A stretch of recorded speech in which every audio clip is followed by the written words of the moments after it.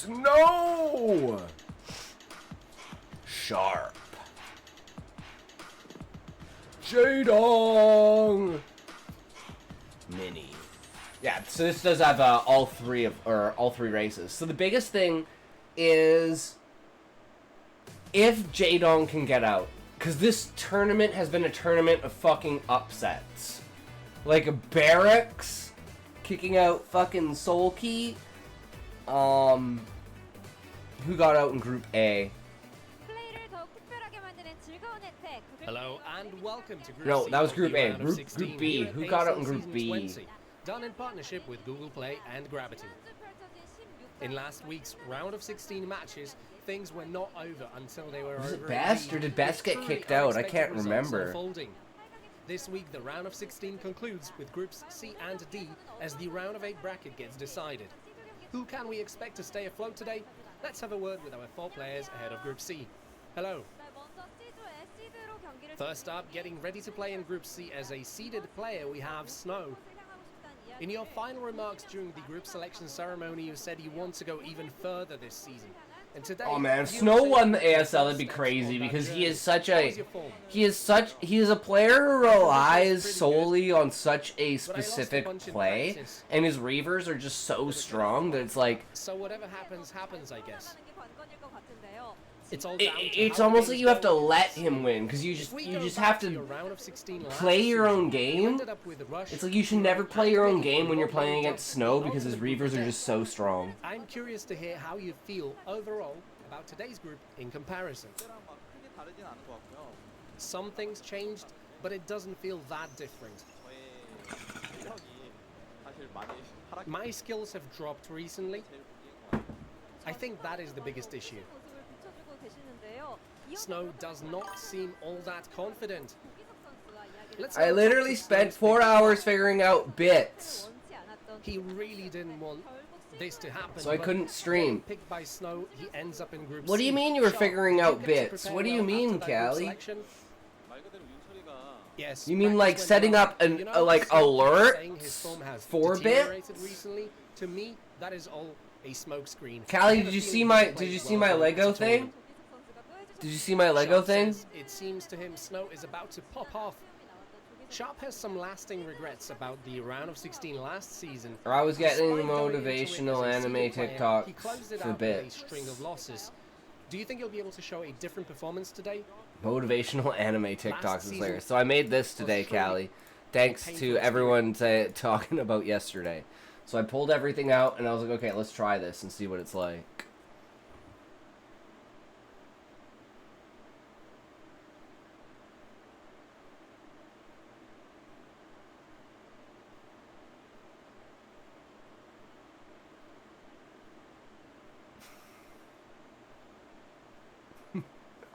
What do you think of my masterpiece?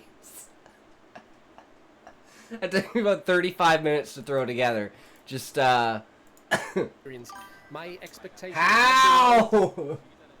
I decided to try and enjoy myself. I told you, I spent like my entire high school career, like, as a side project doing stop motion Lego stuff on top of like all the other stuff I did. I had literally my own little like studio place where I had everything set up. I had like a coliseum. I had like a city with like a mat on it with like it was pretty crazy. It does get me a little worried. But these guys seem to be all over the place as well, so I guess it's a doable group for me. I will try and take it easy. That notwithstanding, you also mentioned you have expectations for this season. And indeed, you had a blowout performance in the round of 24 too. Do you think we can look forward to seeing you advance to the round of 8 in first place this season? Yeah, so I figured maybe later on we'll pull that out, Callie, after this. And maybe we'll play around with it a bit. Once I've played the first game today. Because I want to have, essentially I want to have like one phone here, right? One phone here. And then like another camera on the other side. So I can get like 3 different angles of everything that's going on. So I can have different cuts. How satisfied are you with this group overall? But I have some advanced shit in my mind, and it'll all be like little quick battle scenes like that. Mini says today will be difficult after a second place finish in season 16. Then what you do is you do the Patreon, and then you have the Patreon add gore, and you add like gore effects, and then you say if you want the gore one, you go on the Patreon for $4 a year. And then you get a bunch of people to go on there for $4 a year, and you're set. Given there are all 3 races in this group. Mine. It's the same situation I was in last season. Well, pull it out and play around with it a little bit. And then I prepared just for one matchup and ended up losing still. This time I prepared for all 3 and it was just difficult. The players we met in the last group were filled with confidence and in group C, they're saying it's tough to tell that they're not feeling confident. Let's dive a little deeper then. This Group C feels like a mix of Group B and Group D of the round of 16. I honestly wish that was actually intentional, because that's some great word fucking advanced in first place of Group B, while Sharp got eliminated in last. Oh my god. This time around, I would like to oh, that's bad. Last season I prepared ever so diligently to play against Jadon. It was regrettable we didn't end up meeting. I do want to play him today. An opponent he wants to meet, says Sharp. And Jadon, what are you predicting? Oh! Sharp, I'm sorry, but I didn't even realize we were in the same group. We didn't end up playing, I advanced. I genuinely forgot. If we do end up playing today, let's have a proper game. Got it. Jadon wants to give it a proper go. And now Snow and Mini have ended up in the same round of 16 group for 2 seasons in a row. First in season 18, Snow won 2-0 in the losers match. And last season in the winners match, again Snow won 2-0. It seems he is Mini's natural enemy. Can we expect a different result today? Or will things follow the same trend? I'd like to hear from the both of you. PvP is 50-50. It's unusual that I end up winning it in tournaments. I'm a little surprised myself. But having this good win rate now, it would be a shame to lose. So whatever comes, I'll win today again if we end up playing. Snow says he will keep his win rate going. And Mini? I think I was too hasty whenever I played back then. I kept rushing myself because my opponents were Mini again, most emotional player. If he gets tilted, he just fucking dies. Can't wait to see how the matches go today, hearing all that.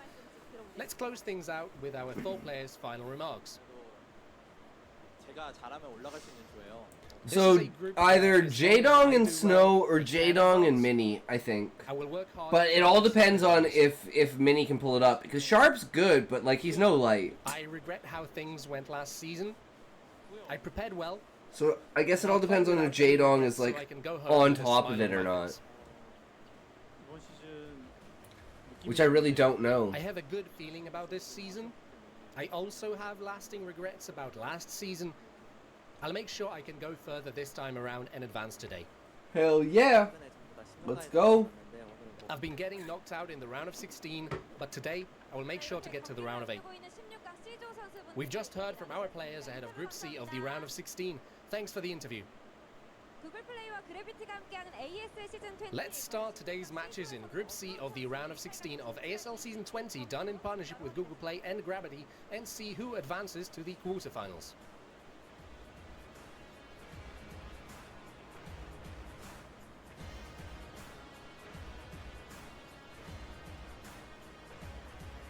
What is up, everybody? Welcome to the round of 16 for ASL Season 20. This is Group C and Artosis. This is our only group with all 3 races. Yeah, so crazy. Yeah, been waiting for this one. Should be the most entertaining group. Definitely the most fun looking when you look at the names of the players in it. All 4 of these guys, super fun. So, yeah, I think it's a great group, and it should probably be the best day of this round. It's a tough group So to decide Callie, who's going to why get can't out. you just go live now? Obviously, Jaedong being here, that's always exciting. How far can he go in an ASL? I've said it many times before. Like, why not but just I'll go say it live again. late and be like, If I he could fucked ever around, win but an I'm here? ASL, that would be the best possible thing, I think, for StarCraft 1 ever. But with My legs the hurt? Protoss and the Terran that we've got as well, Fair enough. I mean, it could go any which way, Artosis. It really could. It really could. I spent like 2.5 hours with Smokey earlier trying to play PoE and buy new gear, but the game was so fucking laggy, I literally couldn't even do it. It took me 2.5 hours to like remake my character and buy like 4 pieces of gear. I was like, I'm fucking done. Fuck this. I'm out. I was so pissed. It should have taken less than 15 minutes, but I just couldn't get the game to fucking work. Superb shape right now as well. I really want to drive that home with people. Like, Jaedong is in the best shape he's been in Okay, that's good to know. at this point. That's good to know. Artosis is always on top of this shit. He knows what the fuck's going on. He's very committed to trying to win. One of the 6 dragons, man. And dominate. Trying to recapture that past that he had. Being one of the strongest players in the world right before StarCraft 2 dropped. So, it should be an exciting day of games here. Mini, I think he is absolutely capable of getting out of this group, but it's hard to say sometimes. He does. he's so volatile. Better off in a best of 5 or best of 7 than maybe navigating a group. Sometimes he makes build order choices. I feel like are maybe too high volatility, too risky. For moments where maybe he would be better off playing a little bit more standard. I definitely agree with that. Like the best of 1 here against Jaedong, I have no idea, man. Like he might bring out something completely insane. Who knows? But yeah, the group is unbelievably unpredictable. Like I don't even know who I think is going to get out. It's like Snow plus someone in my head, and I see really good arguments for all 3 of them. Yeah. Like Sharp is just really good in tournaments. Like this type of format, he's very, very good in. He starts to fall off a little bit later in the tournament, generally. But yeah, Mini has great prep. Jaedong's in very good shape and has the most experience out of everyone. So it's like, yeah, it's really anyone's guess here. Yeah, and I'd say Jaedong Snow just because of upsets for this season. Specifically going into the round of 8, there's been a lot of major plot twists. I mean, we already mentioned Sulky being eliminated. It's so fucking crazy. Funny looking round of 8. Now, one thing about this group is no matter who advances, it's going to be 2 very strong players. I think this is, in a lot of ways, the group of death. But yeah, it's been, we could have maybe one of the most unusual looking finals ever, Artosis, depending on how the rest of this tournament ends. Snow versus Jaedong finals? I can't wait, actually, to just by the or like end of this Effort week, versus just kind of see Soma what that finals? 8 is going to end up looking like and what that bracket is going to be. Because I mean, already it's been like a little bit weird with Sulky falling out and everything. We had Protoss really performing super well so far.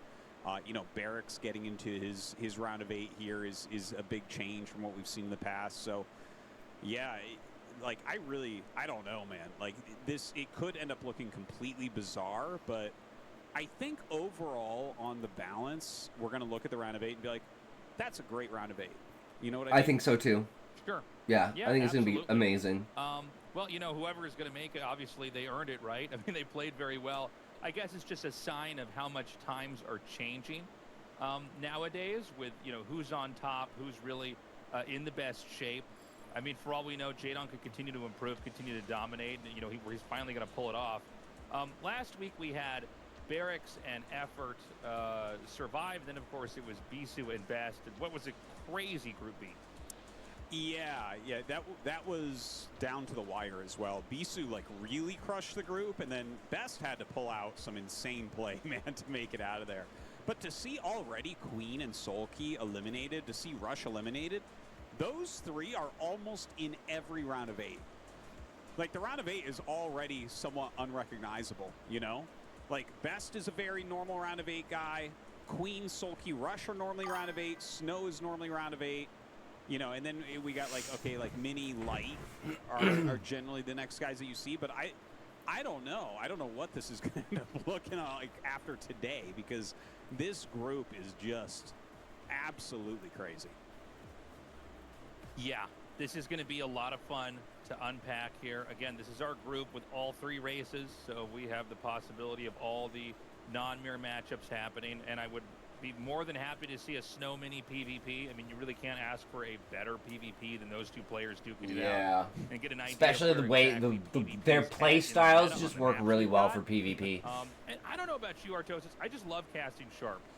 Sharp and Royal are probably my 2 favorite Terrans to cast. Obviously, I'm not a Terran main, but I do like how they approach the game. They've always got interesting ideas. So, you know, Sharp's always a welcome cast for me on any day.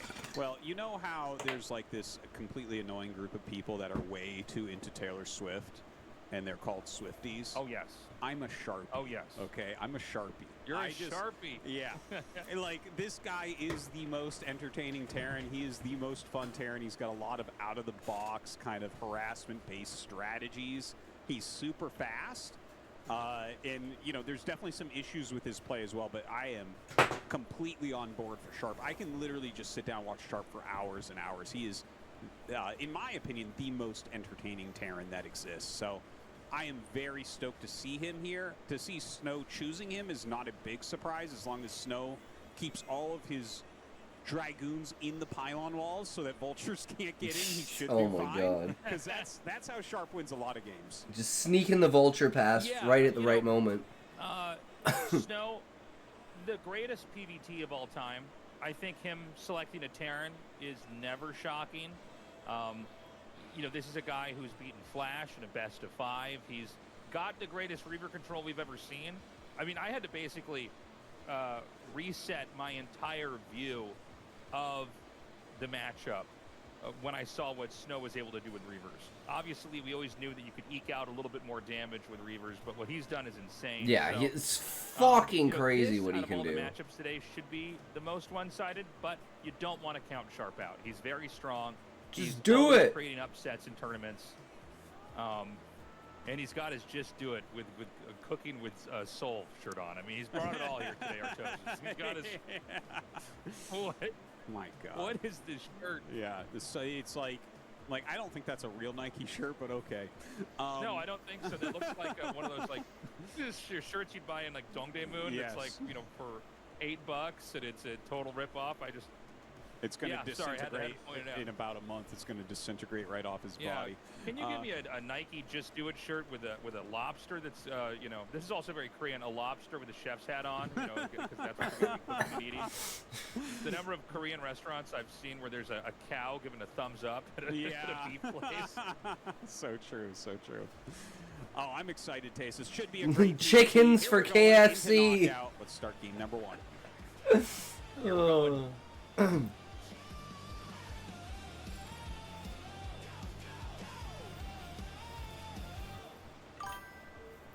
Am I playing today? No, Queen, you were actually knocked out of the tournament. So yeah, sorry. You're not good enough. Okay. Snow in the top right. Yeah. Sharp in the...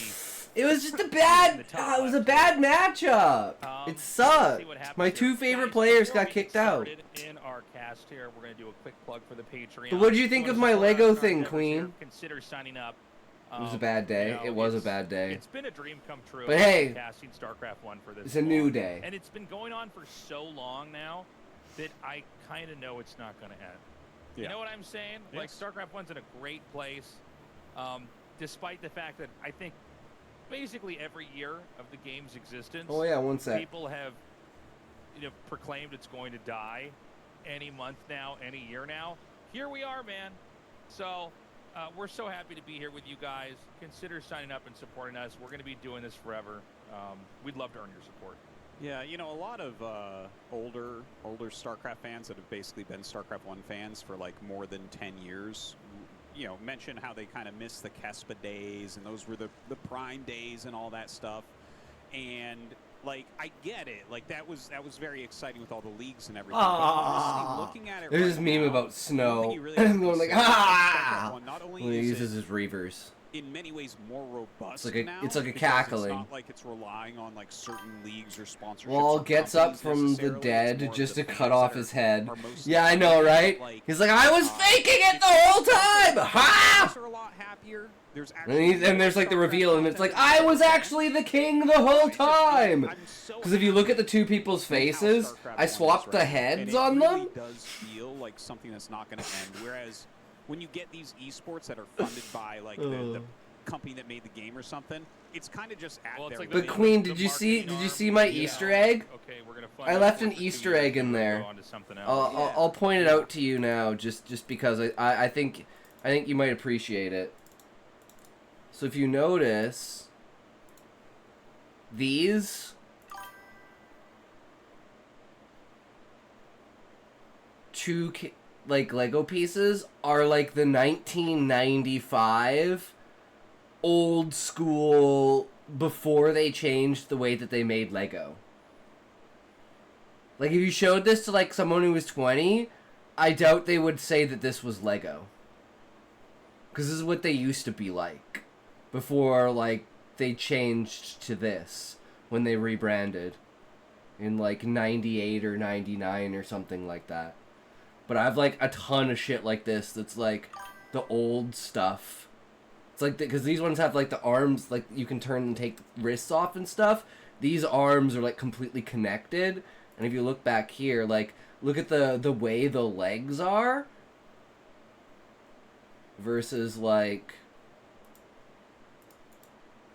the way that these legs are. But they're just like super nostalgic pieces. And then I just had like, that's C-3PO, by the way, and that's a droid. Just kind of chilling off to the side. I got so much fucking Lego, it's actually retarded. So, I mean, I'm very happy with where it's at. It feels fantastic, and yeah, and it took me like 35 minutes to throw together. GPB, true, bro, welcome. In a very long time, and by fun, of course, I mean a differing layer of disappointment. So, and by fun, I mean I'm slowly being driven mad. Yeah. Exactly. So we have a knockout here, and Snow is going to scout Sharp first. Sharp here, like, yeah, I was going to say he's going to factory. So, right? Did he? Oh, I'm sorry. No, that's a. Never mind. I got completely confused there for a second. I was looking at the wrong income tab. I was like, wait a minute. Why does he have so much gas? That doesn't make sense. Yeah. Anyways, the map knockout. Let me reset here and pretend I haven't said anything yet. The one thing I find interesting about this is neither player went for a very fast expansion. This is just like a rangeless expand from Snow, but like right now, Nexus First is very popular here, and Gaseous Expand is very popular here. I'ma eat your minerals, bitch! It's really hard to rush anything. Oh, is he gonna lose it? Yeah, this is. And he juked it! Popularity here. Oh, and then he wound up not getting away. Pathing is so bad sometimes. I think, when Nexus First gets too popular, people really try to hard counter it. You got to be careful with this because there are rushes that Terran can do to try. Hell yeah, man! Paint a straight ass board to have a green screen. Then you can make cardboard boxes. Paint those green to green screen builds, etc. And you do a whole ass show going. That was actually like not cardboard boxes, but I have like and not green but blue because it's a solid color. Either way, it doesn't matter. But I have like very big opening. Like poster paper. Like a shit ton of like fucking poster paper. And I make like different sets and stuff like that, and then I have like different pieces of terrain as well with the Lego and stuff. Like here, I'll show you. If you get there early enough. So he actually gets in and gets 2 probes. He gets a decent scout as well. So very good planning there from Sharp. But yeah, little tip for anyone playing on the map is it only takes seconds to mine those out. So get rid of them so you can do that. Yeah, I didn't realize how quickly they could mine out. You know, some of those. Yeah, stuff Some like of these this, maps where it's still have like a couple different set of minerals terrain. It's taken got out like before you can water actually on it and wipe stuff it out like before that. that It's one got will be like mined different out immediately elevation. here. We've got like So between the forest and robotics like facility, stuff like again, that. all this looks extremely normal here from Snow. Neither side is doing anything too Yeah. crazy. I guess the next line that we're going to be watching for here from Snow is does he get the Reaver, which he almost always does. I don't think I really can think of that many Snow games where he They're skips just in an ice bath shuttle and Reaver tack here and goes straight into observers. Do you want to empty the water on It's it pretty then? rare overall. Yeah, and it's even more we'll just rare leave to them see in at there some for point now, just because they're open going to be up all a dark wet. The Templar box or is something sitting like there. that. So But just... that actually makes it stronger in a lot of ways for him. Well, I mean, he's I'll probably have keeping them a later little tonight. bit Yeah, put them back in pressure the fridge. there with Thanks. the Dragoons in front, but Sharp will eventually just push out here and hell force yeah, some I lines. see He's the gone for a vision. two-factory Yep. opener, and of course Snow has walled with that Reaver tech, so it is going to be that fast Reaver you were talking about. Yeah, and this is going to be... If only I wasn't a lazy, How do I say this? This is procrastinative like the little most bitch fuck, and when I lost all the efficient equipment and all-encompassing everything like attack that, I to just Reavers gave up is you on go doing shuttle, film. Observer, Reaver. I could have been doing fucking You'll see Lego like films the for observers like, and then you go know, shuttle, forever. And then get the Reaver, or they'll go shuttle immediately into Reaver, which can be very good.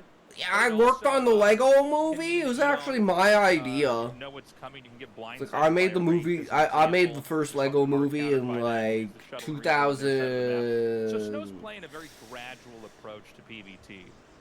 He's going to Four? I think it would have been down. By the way, 2004. after his third Nexus started, Yeah. and there is a timing push here, which I think is going to hit. So, I'm sorry, am I wrong? He did get an Observer before he got the Reaver, or did he get the Reaver before I believe he got the Reaver. So now all we need is we need to have different characters, and we need to have each specific character, give them personalities, write them in some good stuff, make this huge storyline, and you know, we should write a short story that we can act out, and then have the Lego as like the thing for it, you know? So we can do like little short kind of things with like 3-second stories, and then we can have like bigger things with like longer style stuff. Slowly work our way into it. Get a good Lego narrative going. Hasn't utilized it here, if that makes sense. Like when you go Reaver, third Nexus, and then add your gates, that's the type of the build that the two factories should be pretty happy finding, you know? Right. For now, Snow is basically just trying to generate threats. I mean, this is just going to force the tanks and everything to be sieged up. You know, when you have vultures out like this, you could be pushing, but of course that would He needs allow to get the shuttle to speed really on come his and do some kind of shuttle. damage. This is a very sparse defense with the turrets, by the way.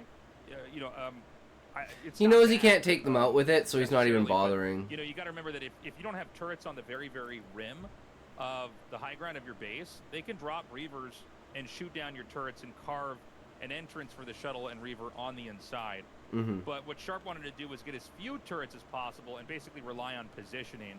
But this can be exploited by Snow here. He's going to fire that second scare. Oh! It's going to knock it down to 5 HP. It's such a good opener from Snow. The fact that he's gotten into this position right away, like that is such a It's like, fast yeah, it's start like base. 8 minutes The in. Reaver He's got hasn't 3 really bases done and damage, but it's Reavers. kind of slowing things It's down going to for Sharp, 7 and gate. Sharp just kind of adding normal factories. Nothing about Sharp's build at this point looks good to me, unfortunately. Like, you know, his factories are okay as far as the timing goes, but he's kind of just sitting here. And the thing is, you can be okay as Terran playing like this. Like, you can play this kind of slow, but I'm really nervous because Sharp is kind of an aggressive player that he's going to, like, get a certain number of tanks and be like, all right, we're going to attack through the Reaver and go try to kill him. And if he does that, I think that's going to play into Snow's hands. Yeah. And someone's just going to counterattack him, take out the tanks, and stop the reinforcements, and that's going to be it. Oh! Snow fucked up! Snow fucked up. Expect to see this. Oh, God, that mine. Whoa. Snow fucked up. Okay, so I gotta... You could see on his face he knows that he fucked up. I gotta reassess this real quick because I just saw Sharp start the factory. So this is actually, he's not going to attack. He's been kind of jockeying around. The way he's been looked like he was going to attack, But he's I don't think Snow into expected him to fucking Like, siege he there. started his third command center right after 9 minutes, which is very good time on that. And he went from the 2 factory into 4 factory, which is kind of like a new thing that we're seeing. Damn, Sharp's a actually lot of people popping just off here. 5 He's killed factory 2 no matter what, but if you observers. open 2 and go He into killed a 4, it's Reaver. lot cleaner, and we can see he's doing that. As a Like, free everything Reaver. Actually, it kind of came around for Sharp here. I thought the way he was moving, it really looked like he wanted to attack, but instead he's just being very, very methodical about taking his third base, which against Snow, you can't really fault anyone for that. Yeah, and it looks like Snow's finally going to take a 4th base here, as it looks like Terran is going to, in fact, be taking that 3rd we were just talking about. The Vultures are going to come down, and, you know, there's just enough defense over here. I don't think these Vultures can do too much. So, yeah, he's going to be able to clean this up. We've got to be careful about that mine. Good pull away. Yeah, you don't want that hitting the probes. There was 2 shuttles made, right? Yes. I think he has 2 shuttles. Yes, he does.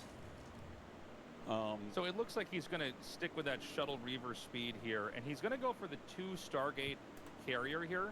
So this is like a very gradual carrier play. This is not one where you're rushing into this. It's very hard for Terran to have a timing where they can really take you on with this either.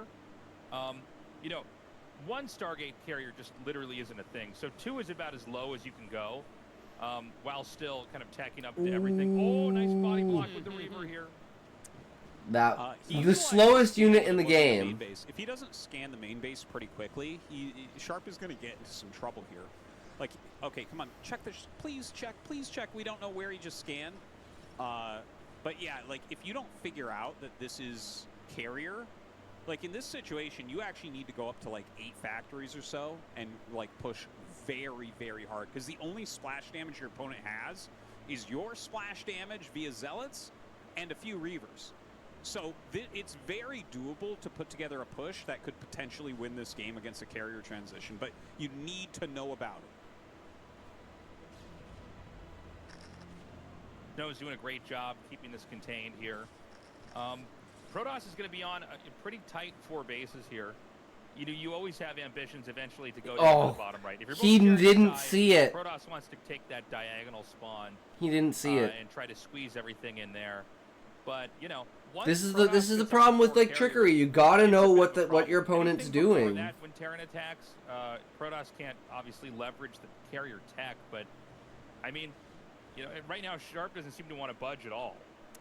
Well, you definitely need to hit critical mass. Like, you know, if he might have seen the carriers at this point. We've heard like 4 scans, and he has enough Goliaths that I'm like, well, that would be a weird amount of Goliaths if you didn't know there was carriers. Okay, he still hasn't seen it. Oh my God, these scans are just missing. Just, you know, that's just the right amount of the wrong information. He might not have a read on this. Yeah. Because getting extra Stargates later on is not uncommon, but you might look at that and go, oh, okay, so he's starting to get the carrier tech here. Or he's going to have much later arbiters and he's mass shuttles. I mean, the whole thing could be a little bit misleading. Yeah, I was going to say, he could also think he's going arbiters. But, yeah, I mean, it's going to be 2 carriers out here, and then right away we're going to pop up into 5 because of the 3rd Stargate made. There's a 2nd Cybernetics core. So if he gets out 8, he just wins. If he gets out 8, then he's going to get out 11, then he's going to get out 14, then he's going to have like 5 Stargates, like 12 bases, and just like... It's not even going to be fair. Very, very high supply right now. Carriers his ground army is like scale multiplicatively. So if he just takes all of his units together, he should be able to push through this relatively quickly. And he has like just enough Goliaths that if they don't die on the walk over, the first showing of the carriers won't kill him.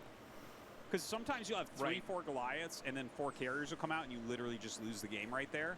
He has like 8 or 9, so that'll like buy him enough time to get into more Goliaths without losing his whole army, which is really, really important. All right, well, Snow is really lackluster on his micro with the Reavers. A couple more Scarab shots here, and the idea is you basically just scoot back. The Reavers get the fire shots in. It's way more mechanically difficult for the Terran to siege up and not overextend with the Vulture. Normally his Reavers wouldn't even been hit yet.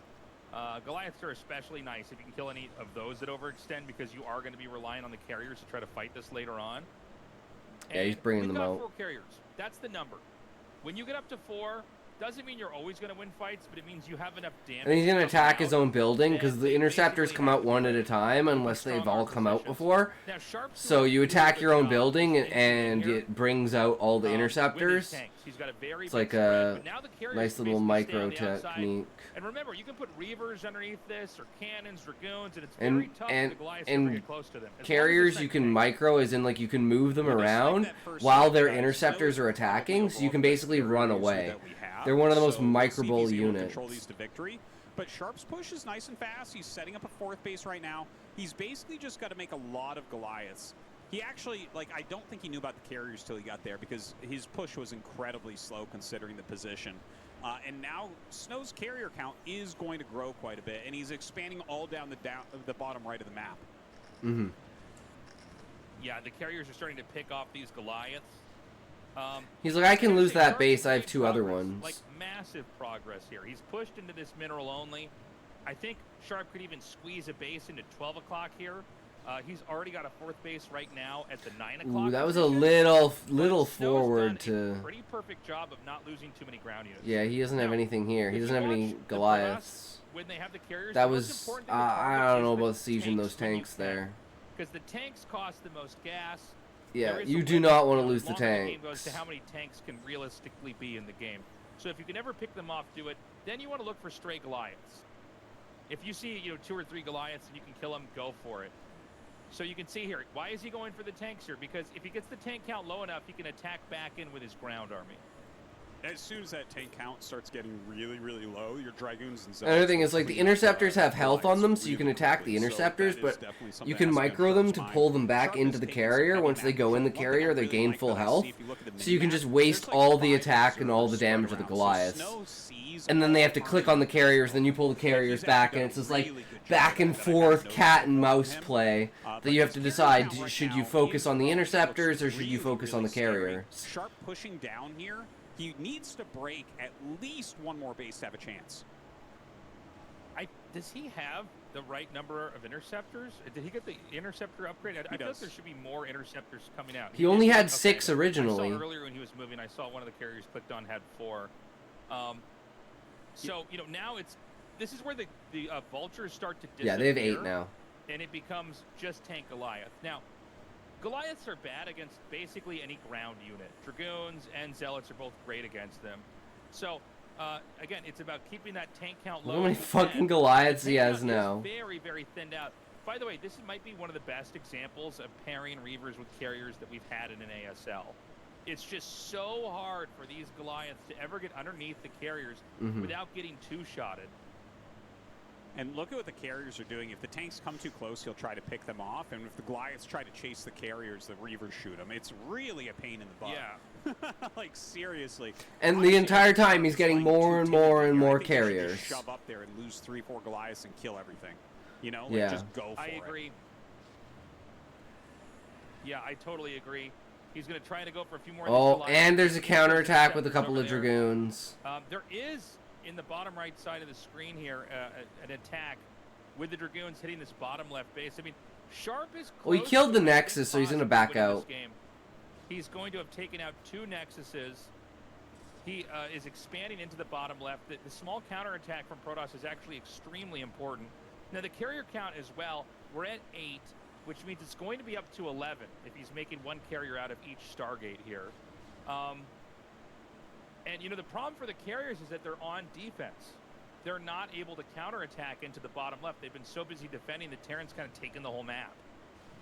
Now, I love that Snow has brought his Reavers over here to help to whittle down these Goliaths, because that's most of the army that's being made by Sharp is Goliath-based at this point, because really what he cares about is killing carriers. So that's actually a pretty decent trade with those. Kills quite a few. 8 carriers, couple more. Dude, 11 carriers now. This is insane. That is a lot of carriers. Yeah, you don't see this in pro games. Like, you don't see this amount of carriers. Basically killing. You just don't. Like, it's a little bit. The crazy. game usually ends so before this. 10, I mean, 12 is also fine, but then you just need to have like some Dragoons, something underneath it, and it's really hard, especially when the targeting comes in. The tanks disappear in seconds. We don't talk about this a lot, but I think for people that don't really play StarCraft actively right now, we should talk about leashing the interceptors. Basically, you can, if the interceptors stay on the outside, you can have them target more quickly. Because otherwise the interceptors have to leave the carrier one at a time. Yes. Which is a lot if you've got 8 interceptors. So what you do is you attack something, and then you never let these carriers stop. So there's a whole art to this. You keep them right-clicked, moving around the map.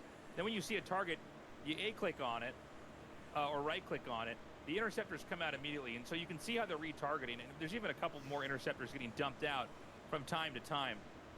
And also, the carriers can attack and target at this distance longer than they normally can. So you can basically stay out of range of the Goliaths. The carriers can keep hitting stuff as long as you don't let the interceptors fill back in. Because once they fill back in, you have to dump them all out again. That's why occasionally you'll see Protoss players attacking one of their own units or one of their own buildings, trying to empty these interceptors out so they have a more favorable Oh, he lost one carrier. Now, I love that Snow is attacking bottom left right now with some Dragoons. Like, he's just kind of stretching around what Sharp has to deal with while microing these carriers really heavily. So far, he's going to lose another one. Been pretty good. Oh, it's a 23 HP. He has to... Oh, man. And then it's so hard to focus them, too. He has to keep bottom left up and mining. If he keeps all those bases mining, like, he is on 5 gas. Well, one of them, his main is about to dry up and everything, but, like... you know, on that many gas, you can afford just about endless Goliaths, which is what you need against 11 carriers. Oh. Yeah, I'm getting worried here for Snow. Sharp taking the bottom left is a death sentence if Protoss can't stop it. We finally have the Templar tech, so this is the icing on the cake here. Once you're in a mode where you're having to make mass non-stop Goliaths, you know, and by the way, these are going to be very, very upgraded Goliaths. It's still a threat to the carriers, but 3/3 Goliaths can just devastate them. Think of the Goliaths just like they're Hydralisks. That's really where things can go wrong with Mass Goliath, is if they start getting a lot of storms on it. The one thing I worry about with Sharp here is that Snow has kind of taxed him around by counterattacking bottom left a few times, where right he on hasn't top been of the able carriers. to dictate where the carriers are at right now. And if the carriers can come onto your side of the map, things can start. Oh yeah, and then he can just keep going from high ground to low ground, and it's so brutal what you can do with these. So he starts attacking here, and yeah, the Goliaths can't really walk up that hill because the Zealots will come and just help to destroy them. So Snow is really utilizing this just about perfectly. Okay, so the Templars are going to come down, and he's going to try to bust his position. This is going to be maybe the most important moment of the game here for Snow, because he has to wipe this bottom left position. The Templars have been spotted. You can see the carriers are going to be unloaded. He actually forces... Did he forget Storm? He made two Archons? I think he forgot Storm. I think that's exactly I think he forgot big Storm. Mistake. Four Storms here would be a huge difference. 2 Archons, you literally don't care. Yeah, so that's one of the biggest mistakes unfortunate you can ever make, is to not have the Storm upgrade. That's insane to me. So he was microing the carriers too heavily. Snow Priorities. Try to target the tanks. If he can get in here and even take out 1 or 2 tanks, it's going to be huge. Well, these carriers going to force a lot of Goliaths to rotate up into this base. Snow and then he's just going to leave. He did end up losing. Oh, he might be able to take the CC out. He's trying to get this command center. I don't think he'll quite get it. Yeah, the Goliath's walking up, trying to target. Yeah, he gets another carrier, so that's something at least. But Snow is still mining from a ton of bases here. He's remade a couple of the nexuses that he lost as well. It is a tough position still, but I think cost efficiency wise, carriers are almost unbeatable. Like, carriers actually outscale mech.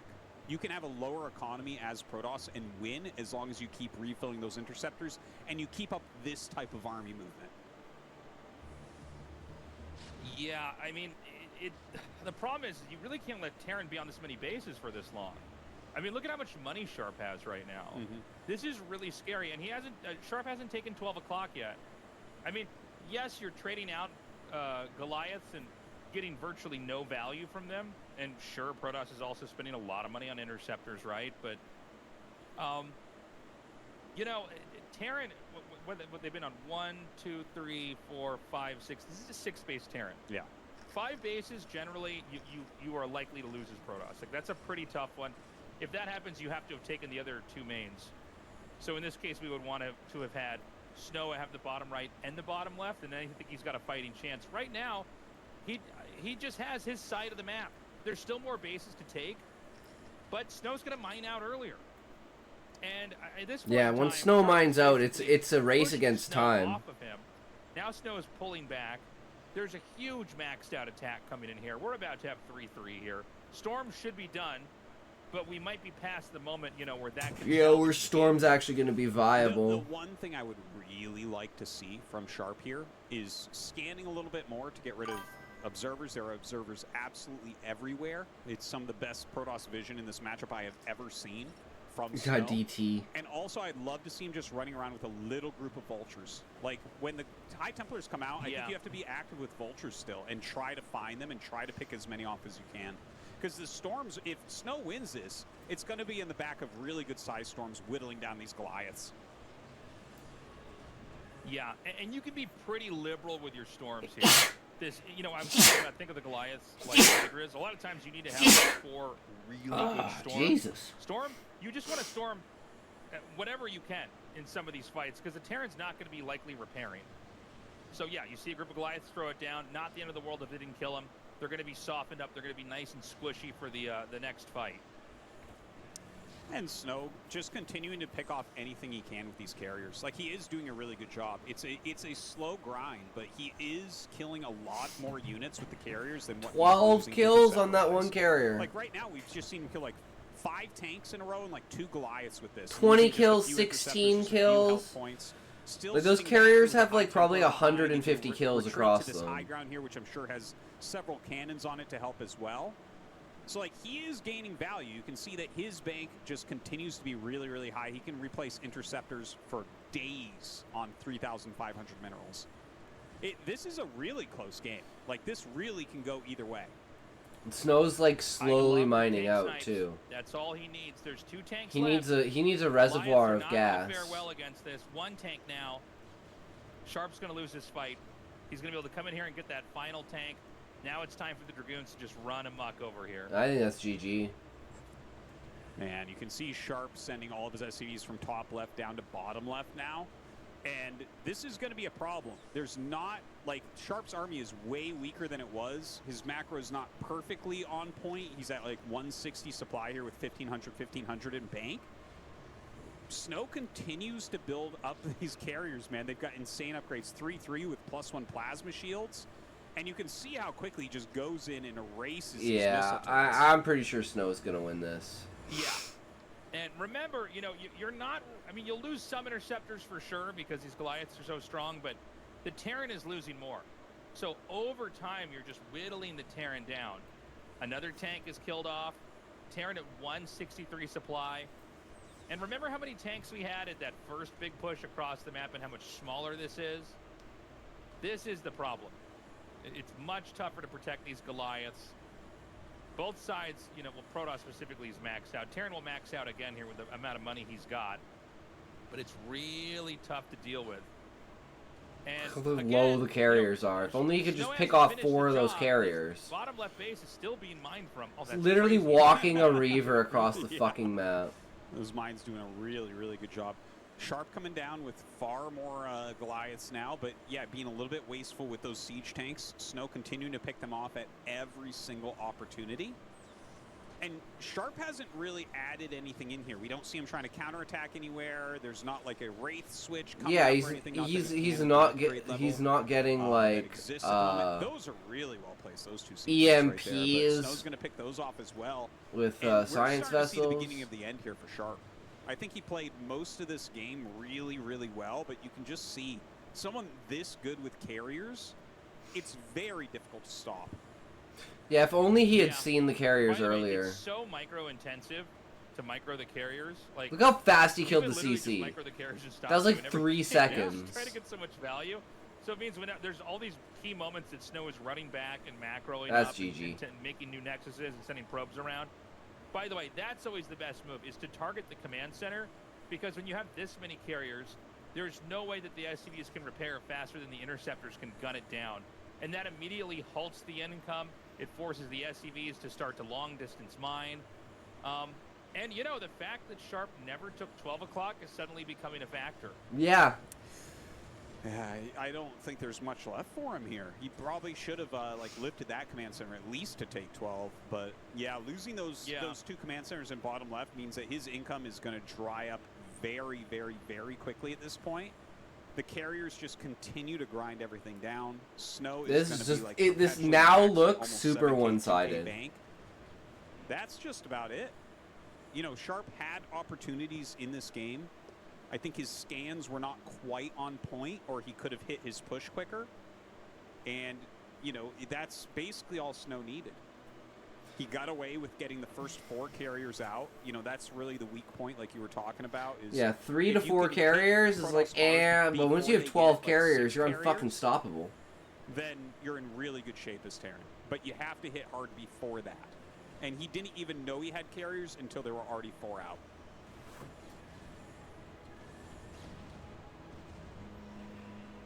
Yeah, I mean, Sharp's in such a bad position. Look at the observers are kind of spread everywhere. Protoss, just kind of sees everything. Yeah, Sharp knows it's over. See the slow death of Sharp here. By the way, this is an insane game for game 1. Half hour into this. There could be more game time still. My only concern for Sharp right now is that his supply seems to be going down faster than it is being replenished. And, you know, again, none of these carriers are being killed right now. The Goliath can't get in range of the interceptors. It seems like he's using the hold position micro at times to try to thin the interceptors out, but it doesn't feel like they're getting that much smaller, right? No, he actually, some of the micro techniques that Sharp has used didn't work well. There were times where he should have targeted carriers and he didn't. There were times, like we just saw right there, he was targeting carriers and he shouldn't have. You have to play like they're mutalisks. Like, if they're walking back, you have to walk back. If they're walking forward, you have to walk forward. Like, that's the only way you're going to... Yeah, that's the only way you're going to hit, and we don't see Sharp doing that consistently. Like, yeah, GG. Snow definitely out-microed Sharp here, and if Sharp had scanned those earlier, I think he probably would have won the game. I'm actually a little that bit sneaky little play by Snow. I'm a little bit surprised that Snow chose to go carriers here, just because... Like, the carrier transition is the one real weak point that Protoss has, is during that transition, Terran has an attack timing. Like, always. Unless you're so far ahead, it doesn't matter, right? And then you could do anything. But, like, there generally is an attack timing there. So, it might just be because of the map. I don't know. The map, I feel like the map is pretty good for TVP right now. Maybe Snow feels that way as well and felt like he needed carriers to beat Sharp. But good job by Snow. He goes to that winner's match. Yeah, great game 1. Sharp, again, looking very strong. No shame in losing to Snow's carriers. I think Snow played a very that was a great game no matter what. It seemed like there was moments where... all right, now we get to see a PVZ. But I agree Mini with you, versus J-Dong. Carriers very well. I think a lot of times you have to be a little bit more fragmented once the carriers get that big, just hitting different locations. Anyways, guys, short break. J-Dong versus Mini coming up next. For esports pros, awareness is essential.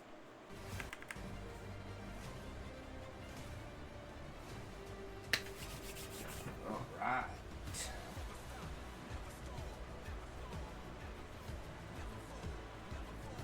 Welcome back, everybody.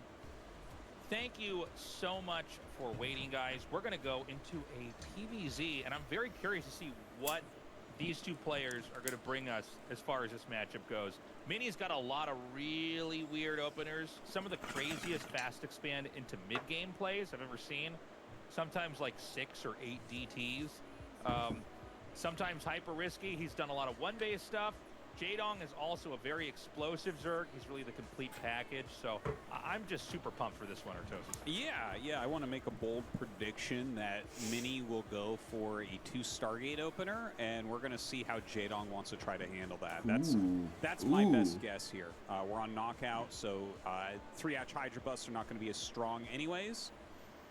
J-Dong is pretty... He's got a pretty full-bodied Zerg versus Protoss, if I could say so, right now. Like, he really feels like he can pull off any sort of unit set, any sort of strategy in the matchup. Looking absolutely awesome in it. I'm very pumped for this this particular match because I think they're both really top tier at it. Yeah. I could not agree Like more. I think they're And both I'm top happy four. with whoever. Top 4 in the matchup. But go ahead, yeah. No, I was just gonna say I'm fine with whoever wins and whoever loses too, because I think this group is so good. It's just gonna be exciting to see how. Yeah, when you get down to this, it's like it's down to the fucking wire. There's not much you can really do against it, right? The glory that he had in the past. Someone has to get kicked out. But there was a period where this guy was the best Zerg in the world. It's got to be This guy someone. was basically Sulky or Queen for a while. In a very special time of StarCraft. This was the few years before StarCraft 2 dropped and the whole landscape changed. So we're going to be going to the map knockout here. This is a best of 1, Jaedong versus Mini.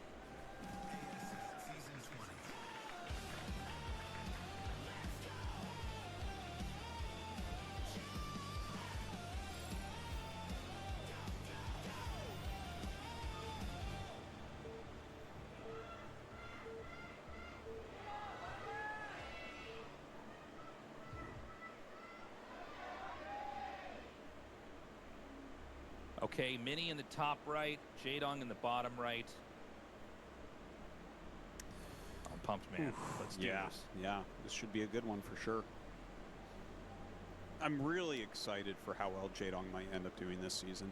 Like, you know, the KCM Race Survivor Series is my personal favorite thing to just watch as a fan, where it's 3 Zerg versus 3 Terran versus 3 Protoss, and it's a King of the Hill, winner stays type of situation, right? And this season is so Zerg dominated. I've never seen anything like it. Like, Zerg has won 7 out of 8 of the weeks or something like that. It's like insane. And 2 of the weeks, Jaedong just won by himself. Yes, Carbot Zergling! But like, he got 5 kills twice, and it's in a row, right before ASL started. It's like, oh my god, his games look really, really good right now. But Mini is always super dangerous. Yeah, Mini's a very crafty player. In this game, it's going to be Gateway Expand, by the way. They're both going to find each other right away because Jaedong is scouting to the north. You always basically scout into the Protoss' natural. But, you know, this is one of the things that kind of perplexes me about someone like Mini. He went Gateway and didn't scout yet.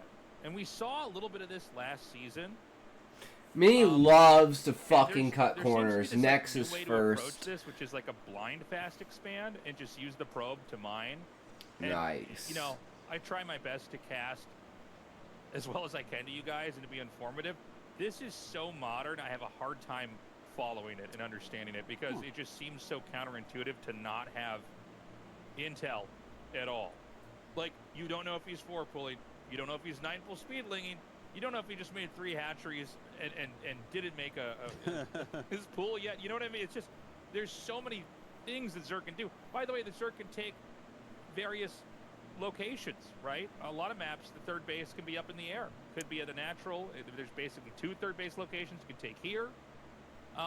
So I'm going to be watching this one very closely and trying to understand this. But as you can see, the probe, not a single scouting unit, not a probe, has ventured outside of the natural. We have the first scout, and it's just a zealot moving across the map. Did he see the Overlord there, by the way?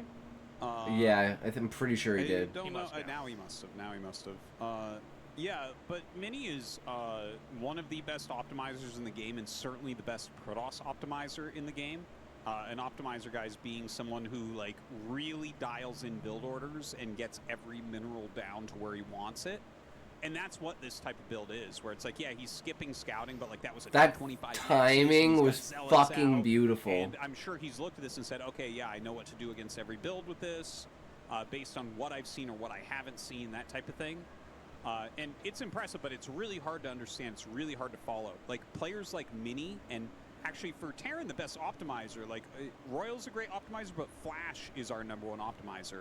And it's, I tell people, copy Light, not Flash. Because he does stuff like this, too, where you just won't scout, and it's like, well, yeah, you just don't understand what he's doing. I don't understand either. But here, a couple of zealots coming down, and he's fighting on the bridge. So Jaedong's having a hard time getting the right surface area here. Really, absolutely amazing micro there from Mini. Yeah, and, you know, he's just basically pressuring into him. Excuse me. He's just kind of pushing in here. The forge is on the way now. The gas has started. And, you know, he's forcing out a lot of lings. He's continuing to pump workers. And it's kind of an incredible thing. Again, like, this is a build I watch, and pretty much all the builds that I ever cast in an ASL, like, the next day I'm online trying to run them. Yeah. This is not what I'm going to be trying right away. This is, I would need a guide or something like that to come out, because so much of my understanding of the entirety of the matchup is off of seeing certain cues. Oh my like God. counting the first couple lings, seeing when the hatchery was made. Chedong's about to win, I think. He's going Zergling speed. Like, he already has Zergling speed on the way. He has 2 lings in the main base, and we know Jaedong can keep those lings alive until you have to make like a scout to go get them or something, because they just won't die. Like, you need a Dragoon won't even quite kill them. It's insane. But look, he's starting to break down this gateway. I think he's going to flood lings. Well, he needs to make more never lings if he's mind. going to do that, and he's switched back into drones, but I think the idea was there. I think had he gotten the gateway weaker, he would have dove in there. Again, God, this build from Mini just blows my mind. Yeah. It's so weird to think, like, you would have scouted with the Zealots, you wouldn't know.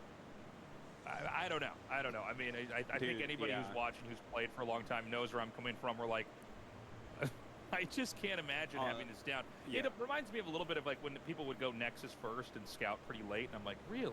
And now I make sense because I've done it enough. But anyways, Artosis, sorry, you were saying? No, I was gonna agree with you on this. Like, Flash right now has a new gasless expand build where he doesn't scout until like super late. And when I was watching him do it, was the most unbelievably optimized thing. So I tried it on ladder. The first game I played, I was like, this is the best build I've ever used. The second game I played, a Zealot showed up on my base and I lost. I'm like, okay. Yeah, exactly. No, that's what's so confusing when I look at this. I'm like, okay, I'm thinking of like 8 different things that could go wrong, and I'm like, and Mini's just ready for that? Like, like as an example, like, what about 9th Speedling? Like, I mean, you would have the Zealot out, and the Link would just run right by you into your main, right? I don't know. Clearly, he knows something I don't. Yes, but yeah, exactly. this boggles my mind seeing stuff like this. So what he's doing now is I think he's actually going for air weapons here out of the cybernetics core, unless that's a really unusually timed. Yeah, we got some Dragoon food up on range. Doesn't make any sense to here. me. But he's going for +1 attack. He's getting Zealots with speed. And he's going to have a little bit of a Bisu-esque push out on the map here with +1 attack Zealots, +1 attack Corsairs. Well, unfortunately, I don't think we're going to see that 2 Stargate Corsair that I was hoping for. Definitely still interested in the way that the metagame's changing with that. This Zealot, you know, being a little bit annoying. It got a drone, so that's really good. It gets a good scout. He sees Hydra's hatching. This is, like, really important intel for him to gather right now. And with the amount of gates that he's already added, like, I quite like the position for Mini. I think that Mini so far has outdone Jaedong a little bit, but I think Jaedong hasn't been a slouch this game. Like, I love the quick circling speed. He got a few lings in while he was under intense pressure. So, like, he's trying to create opportunities for himself, and Mini has just barely blocked everything so far. So we're going to go into Hydras, but these Zealots are going to pack a real punch here. And remember, this is not a really turtled up Zerg. This is a Zerg that's basically got sort of a defensive layout here with the hatcheries, but it's mostly just, you know, Hydras here squished together. He could get overpowered. He might. That third base is really far away. That makes me a bit nervous about Jaedong setting up the correct defense. And with 0 Sunkens out, it's like, yeah, okay. I mean, you're not wasting any drones, I guess, but with this many Zealots, I can really see Mini running in here, and if he finds the right location, he's going to deal a lot of damage. Okay, now I love the splitting of the Zealots. He's going to have one that can hit from behind. Oh, man. Or maybe go into that third base. So +1's done, and he's going to come in here from 2 sides, and it's going to cause this kind of traffic jam here for the Zerg over by the bridge. And I mean, there's, I think, as many Zealots as there are Hydras here, Artosis. Yeah. Keep in mind, too, the Corsairs can actually start to kill the Overlords. There's an Overlord cluster right over the middle here. And I think he's going to send those Corsairs in here now. Well, Jaedong's micro's pretty solid overall. Like, he holds off the main group going towards his main base, and in fact guards the Overlords as well, and then the other group kind of retreats towards that third. So he ends up holding it. It looked really scary when Mini did the flank. I was like, uh-oh. Jaedong's just going to get absolutely destroyed here, but he holds on. It seems like he's fine. Yeah, I mean, so far so good. I think had he hit with the Corsairs when the Zealots hit, I think he sort of messed up, and he did. So, I mean, Jaedong's going to be fine. We're going to get the DT coming out here now. Storm's being upgraded. And, I mean, they're both kind of powering up. It's going to be tough for Zerg to take a fourth. It could be tough for Protoss to take a third. Like, both guys are looking pretty strong. I think we have the 6th hatchery now being started here, and that's really where the macro engine kicks in over here. But yeah, I mean, I gotta say, I think a lot of other Zergs would have been overpowered here. Jaedong's control really benefiting him. This is an unusual timing, but you can do this if they're just going for Hydras and there's no Mutattack. You can technically just move out across the map with slow Templars and just try to get good storms and overpower them.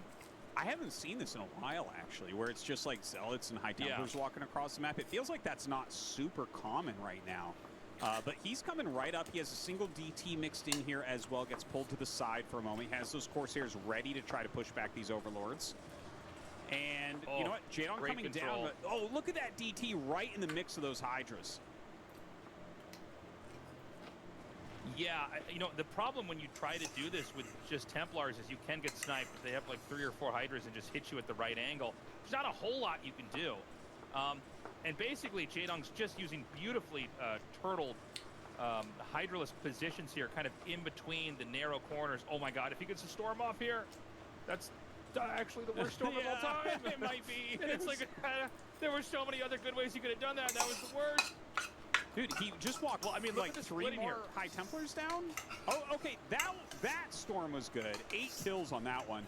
And now some Zealots in the natural. Jaedong getting his Hydras actually surrounded there, trying to move them out, but having a very tough time of it. Has Mini done enough to actually break through? Yeah. Yeah. Well, things are falling apart over here at the second base. More Zealots are going to come in. The problem is, if you don't have Sunks, when these kind of pushes come out, suddenly the Zealots just sort of go over your Hydralisks or not. So the Zerg really locked in over at the third base, and that he's not going to be able to recover from this. Especially if the Spire goes down. The effects of that now, so much damage is being dealt over here. He's going to try to target down the Spire. I don't know if there's a bunch of Mutalisks started over here. I do see Lurker Tech starting as well. Mini's going to leave some of these Zealots over here. You know, at the ramp, basically, so these other Zealots... He's got a Lurker Egg up, but, like, holy fuck, that's so late. This is like a really old-school type of style that Mini has utilized here. More high... Oh, he's gonna storm all the drones. Oh, my God. He deals so much damage there. Jaedong's economy is shattered. How many drones does he even have? 12. I mean... You might not even have 12 He's drones. really hurting. We've had 2 huge size storms on the drones. That's always a good move, by the way. If you see drones, if you know you're going to get maybe 3 Hydras or a patch of drones, go for the drones. That's always the right answer. Now the Lurkers here, on paper, they will stop the Zealots. The problem is the Zealots can kind of outmaneuver this and just keep hitting, like we're seeing right here. The Zealots sort of just go into different locations and cause damage elsewhere on the map. Jaedong trying to stabilize somehow here. He's barely mining, though. His supply is like 40 down. I think the game is basically over. When these Dragoons get down here, I imagine Jaedong is just going to GG and out. It was actually a very exciting game. I tell you, Mini is a lot of fun to watch in this matchup. But yeah, he just ends up dismantling Jaedong over time. A few Lurkers are kind of holding on to the game here for Jaedong, but it doesn't feel like it's something that can last for very long. Yeah, I mean, the Dragoons are going to basically Is kill he off faking a anything drop? that's relying on a couple of Lurkers here. We just have Is to he get an faking observer it? over this. Now, the way that Zerg can Yeah, play there's is no to try to units in snipe there. down any stray observers. Alien, obviously eating that's alien the biggest brains? Achilles heel Indeed, here. I am Looks eating like we're about alien to have the brains. observer tech. I'm assuming that he wanted I'm to do, actually like, lurker eating drops, so human he can try to innards. fake out a drop to just You make the know? army run back. Yeah. If you know, you Just know. a few The Rick and overlords. Morty spaghetti I think episode. that was a fake. In that Yes. universe, anyone who Mini dies face turns for a into the moment. most, like their I insides do turn like into the most those overlord delicious fakes. I think spaghetti. That's really that can be a smart move in a situation like this, because not like he needs it. Spaghetti he lost all of his Tuesdays! supply, so Don't ask where the some spaghetti steps came to from. get Protoss out of position, and you know, You maybe don't he wanna can set know. up a lurker contain here that gives him a fighting chance if Mini screws up.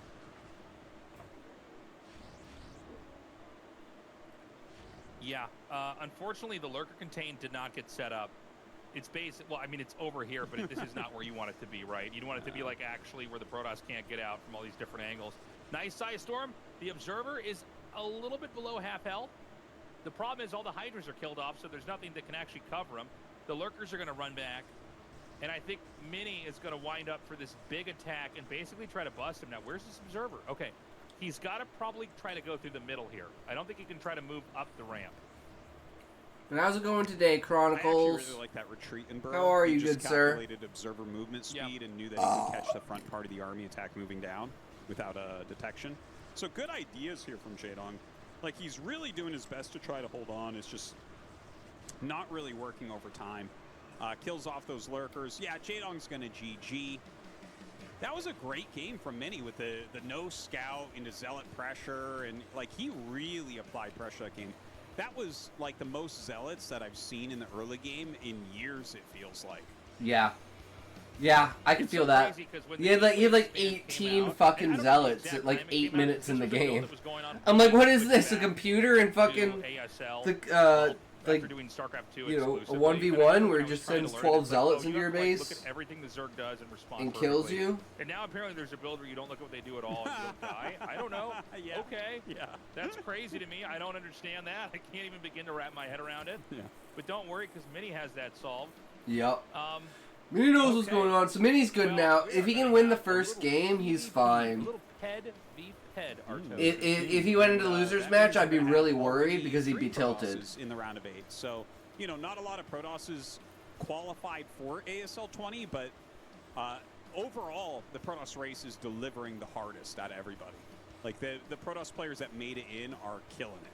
Yeah. I think we only had 6, right? Yeah. Love to see it. Best, Snow, Mini, coming up next. Bisu, Saber Zerg, BTS is Terran. Is essential. That's why the Black Shark V3 Pro is tuned in to what matters most. A quantum leap in speed for instant audio response. Full range clarity that carries every shot call. Advanced ANC to eliminate all distractions. And crisp, clean sound. There's 6 Protosses. Who are the other 2?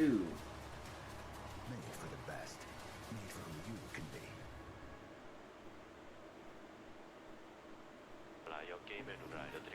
Oh, I'm retarded. I gotta skip this. It's like cheesed him out. Yeah. This is about could always possible. There we go.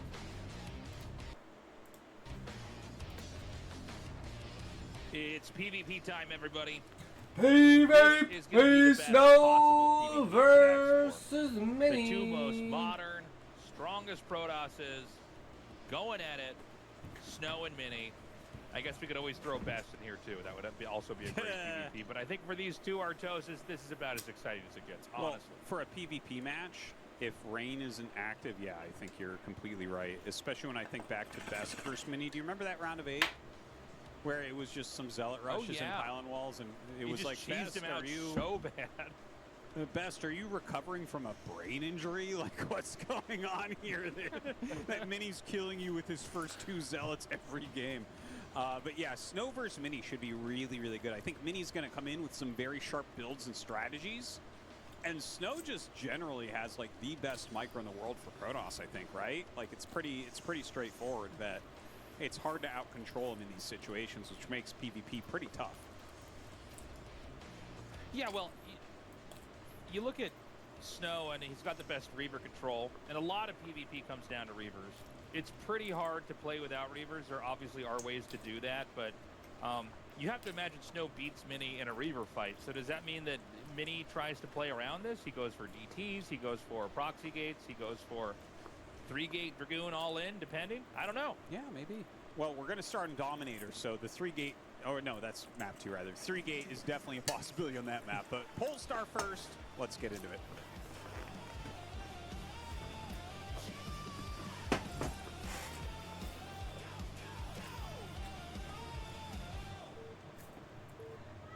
Let's do the classic.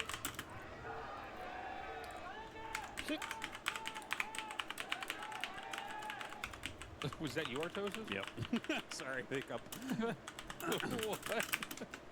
1 That's A how I 2 cheer A for 3 Protoss. A Like, 4 my A inner 5 A soul wants 6 to cheer A for 7 Protoss, and I A 8 don't A let it 9 out, and A it 0 comes out 1 as a A hiccup. 2 A 3 A 4 A 5 A 6 A 7 A 8 A S S T A R T. Cross spawns, Mini in the top. Sorry, Snow in the top, actually. Mini in the bottom. And let's see how this goes. You know, there are basically 3 ways you can, actually I guess 4 ways you can play PvP. You can go for 1 gateway into gas. You can go for 2 gateway, which doesn't seem to be popular in Korea. You see it online, but at least in ASL matches, it seems to be pretty uncommon. You can go for proxy gate, so you could like make gateways in the center, and that really is its own game. That I would also count gateways in the main like that. And then finally, there are a couple of really weird high-octane fast expand builds. Like, you know, Forge expand, or there's even like Nexus into 2 gateways, and those have to be dealt with immediately. I imagine all of the games we have with these guys are going to be gateway into gas, because that seems to be like 95+% of the PvPs that we ever cast for our Tosis and me. The other build orders do exist. They don't seem to come out that often. On ladder, they certainly do, but not so Yes, much on in the ladder, pro levels. Well, Yeah, exactly. there's a whole range of strategies that exist, and I would say a lot of them are actually Protoss strategies, where they're really hard to beat until you become unbelievably good, and then they become really easy to beat. You know what I mean, Tasteless? Where it's like, Sure. For instance, 2 gates in the center of the map will literally, if you do nothing but 2 gates in the center of the map, because I've tested this, I've gotten A rank every time I've just done that like 30 times in a row. Like, it just... Is that just PvP or just... No, it doesn't matter the matchup. I just make 2 gateways in the center map every time. And I've done this 4 different seasons and got A rank every time. And it was just like, because it's just hard to stop. It'll be like a low A rank, but you get it. Whereas, as the player I am, if someone makes gates in the center, I will never lose to it. It won't happen. You know what I mean? It's like... Right, So some of these strategies that you'll see on ladder, like if you're a Protoss player that's watching this, you'll be like, oh, why doesn't he just make the 2 gates in the center? It's so hard to stop. But it's like, well, Snow's not... I mean, he might die to it, but the win rate is not going to be as high as against a random ladder player. Exactly. Well, they've got that so ironed out and so perfect. Like, it's an asymmetric fight in that, like, yeah, 2 gateways, you know, right outside your base rushing you. That's much easier for the guy that's rushing to pull off than the guy defending. Yeah, exactly. But if both players play perfectly, a lot of times the guy defending will just hold it. Oh, he fucked up the micro! Probe there. He tries to block it. A little bit more damage done by Snow. And they're both going to see Dragoons and, of course, have to run. Typical. Yeah, Snow sees that the Dragoon range Perfect mirror. Tasteless, Polestar, like, the natural is kind of flat and pretty wide open, especially once you clear the eggs. Does that make it harder to expand because, like, a Reaver Dragoon push would be stronger or something, or does it just play pretty normally? Well, there are some positions. Oh, hold on a second. We have a small skirmish here, and I think Snow's getting the upper hand just slightly, which means he's going to kill this Dragoon and then probably keep his own Dragoon alive. Wow. Pretty painful right there. I'm kind of shocked we saw Mini in a dogfight like that in the middle of the map. And you could see Mini's face. He went like this. He was like... To answer your question, some naturals are And if you definitely watch the easier player cams, to defend than others. Mini is one of the If you only have a very players that tight you can entrance actually and kind of, feel, like you can like a little, see what's narrow going on in pathway his for mind. natural, and then a Like wide he's open area sighing, with he's like, Dragoons and Reavers fuck, he's like defender, shaking his head, he's especially moving if it's around. on one side Snow's and like... cover. That can be pretty good. That's definitely a great He's a defending fucking map. machine. This map, I think it's a little bit harder to defend. And that's Mini's biggest because problem, if you is look at being just how emotional. open it is on the He would be outside, like there's a lot of corners you could put reavers at where you could pick them up. an even more multiple Yeah, ASL Reaver champion pushes are a winner little bit if he just scarier didn't here. get tilted. Mini, this is pretty But that's common probably the cross reason spawn why is- he's is, so good, is to because he just basically does go for a the super most fast ridiculous Nexus. stuff. Like We'll see if he goes for a robo behind it. I'm sorry. a he does go best for of a robo 7 in behind it. every game he does Nexus And, first. Snow Like, is playing a very safe, conservative approach where he's What? just getting that robo out here. Keep in mind, it's not totally clear right now to Snow. Is this DTs or is this, just Nexus into 3 gateways or 4 gateways? That's also a possible way to do this. So Snow's going to poke in. It's hard, though, because Mini will have another Dragoon coming out, and one of these Dragoons that Snow has extra is the really damaged one. So, like, Mini straight up wins this battle if it occurs. Snow might still poke some just because he is really good at micro, but I don't see him gaining much value from that. I think without any question, Mini's opener here is better. Like, yeah, Snow out-microed him in the first engagement, but, like, faster Nexus and directly into, like, a Reaver tech is so much stronger than Observer into Nexus. mm-hmm. Yeah, I think Mini's definitely ahead right now. Now, of course, let's say Mini did go for DTs, this Observer would stop it. But, that's the game that you're always playing in PvP is, can I cut corners? Can I hard counter him here? It's a very sharp around the edges matchup. And so, back at home, the Nexus is going to finish a little bit late here for Snow. So Mini's going to get that initial boost in that income. As he's already going to have been mining for about, 40 seconds to a minute before this Nexus is going to be done. I was just thinking about it because you were talking about, like, what corners can you cut in PvP? Because in StarCraft 2, I feel like PvP is, like, it's very similar, but more corner cutting. And I feel like that's because, compared to Dragoons, Blink Stalkers resolve situations really quickly. You know what I mean? Like, if you have more Blink Stalkers, you kind of go and it will resolve itself, whereas Dragoons are a bit more clunky, and then you add in the Reavers, and everything can get really, really messy there. But I also feel like when I watch top Protoss players play, I feel like they don't cut enough corners almost. Like, I almost feel like, well, if you just took a slightly stronger risk here, wouldn't you be way ahead? Yeah, but I think you do that enough and you die to something stupid and you start to dial it back. We still see, we have a lot of games where people, like, skip detection, okay, like that, and die to DTs. That's probably the biggest example of that, but I think what happens is that you lose enough games where it does feel like you're rolling dice, where it's, like, probably better to just be, like, a little bit conservative. Like, I don't know if Mini made that early Nexus because he lost the Dragoon or not. Does that make sense? Like, he lost that initial thing, and then maybe that prompts him to actually take this kind of crazy risk. Maybe, yeah. And so we're going to be going into Reaver Tech here. And it's going to be Mini actually coming out on the map here. Now, there were 2 observers made here for Snow. So Snow could have gotten Shuttle Reaver earlier, but he got 2 observers because the game was so ambiguous. He wanted to both scout and then also make sure he didn't have some kind of weird delayed DT coming to his base. Now, Snow is also pushing, and they've actually just passed each other. This is insane. So, base trade. This will all come down to how each side handles this attack. And you really, in a moment like this, you need to go up the ramp. Yeah, see, Snow knows exactly what to do. Don't push the Nexus down there. Go up here and start executing stuff. And there is enough for a block here. I would say Snow leaving that mineral patch made a big difference. It's a lot harder for Mini to get up here. Now, that is a great Reaver hit there from Mini, right onto his opponent's Reaver, and, in fact, going to be able to continue to micro his Reaver. So, still doing a good job pushing up, but Snow has such a good position in Mini's base. This is a true base trade. Well, this might actually come down to who has enough minerals to make Scarabs. Oh, That's an important thing to note here. Yeah, because both sides are about to spend all their money.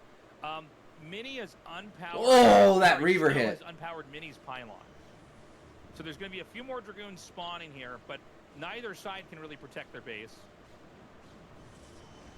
Probes are falling. I love the probes actually getting on top of these Dragoons and helping out a little bit while the Reaver was out of position. Both sides have drilled their probes away. Mini actually has enough for a Nexus. He has way more for Scarabs right now. Ooh. But I believe Snow has more Dragoons. I'm not sure how much that's going to make a difference here. Okay, so here's what he has to do. He has to go inside the main, kill the Nexus, not spend Scarabs needlessly, by the way. Ah, yes. Save He save has your to basically... money, yeah. Exactly. Yeah, he's going to make one pylon, because right now it's probably most important. Oh, no, he should not be dropping that Reaver out 100%. here.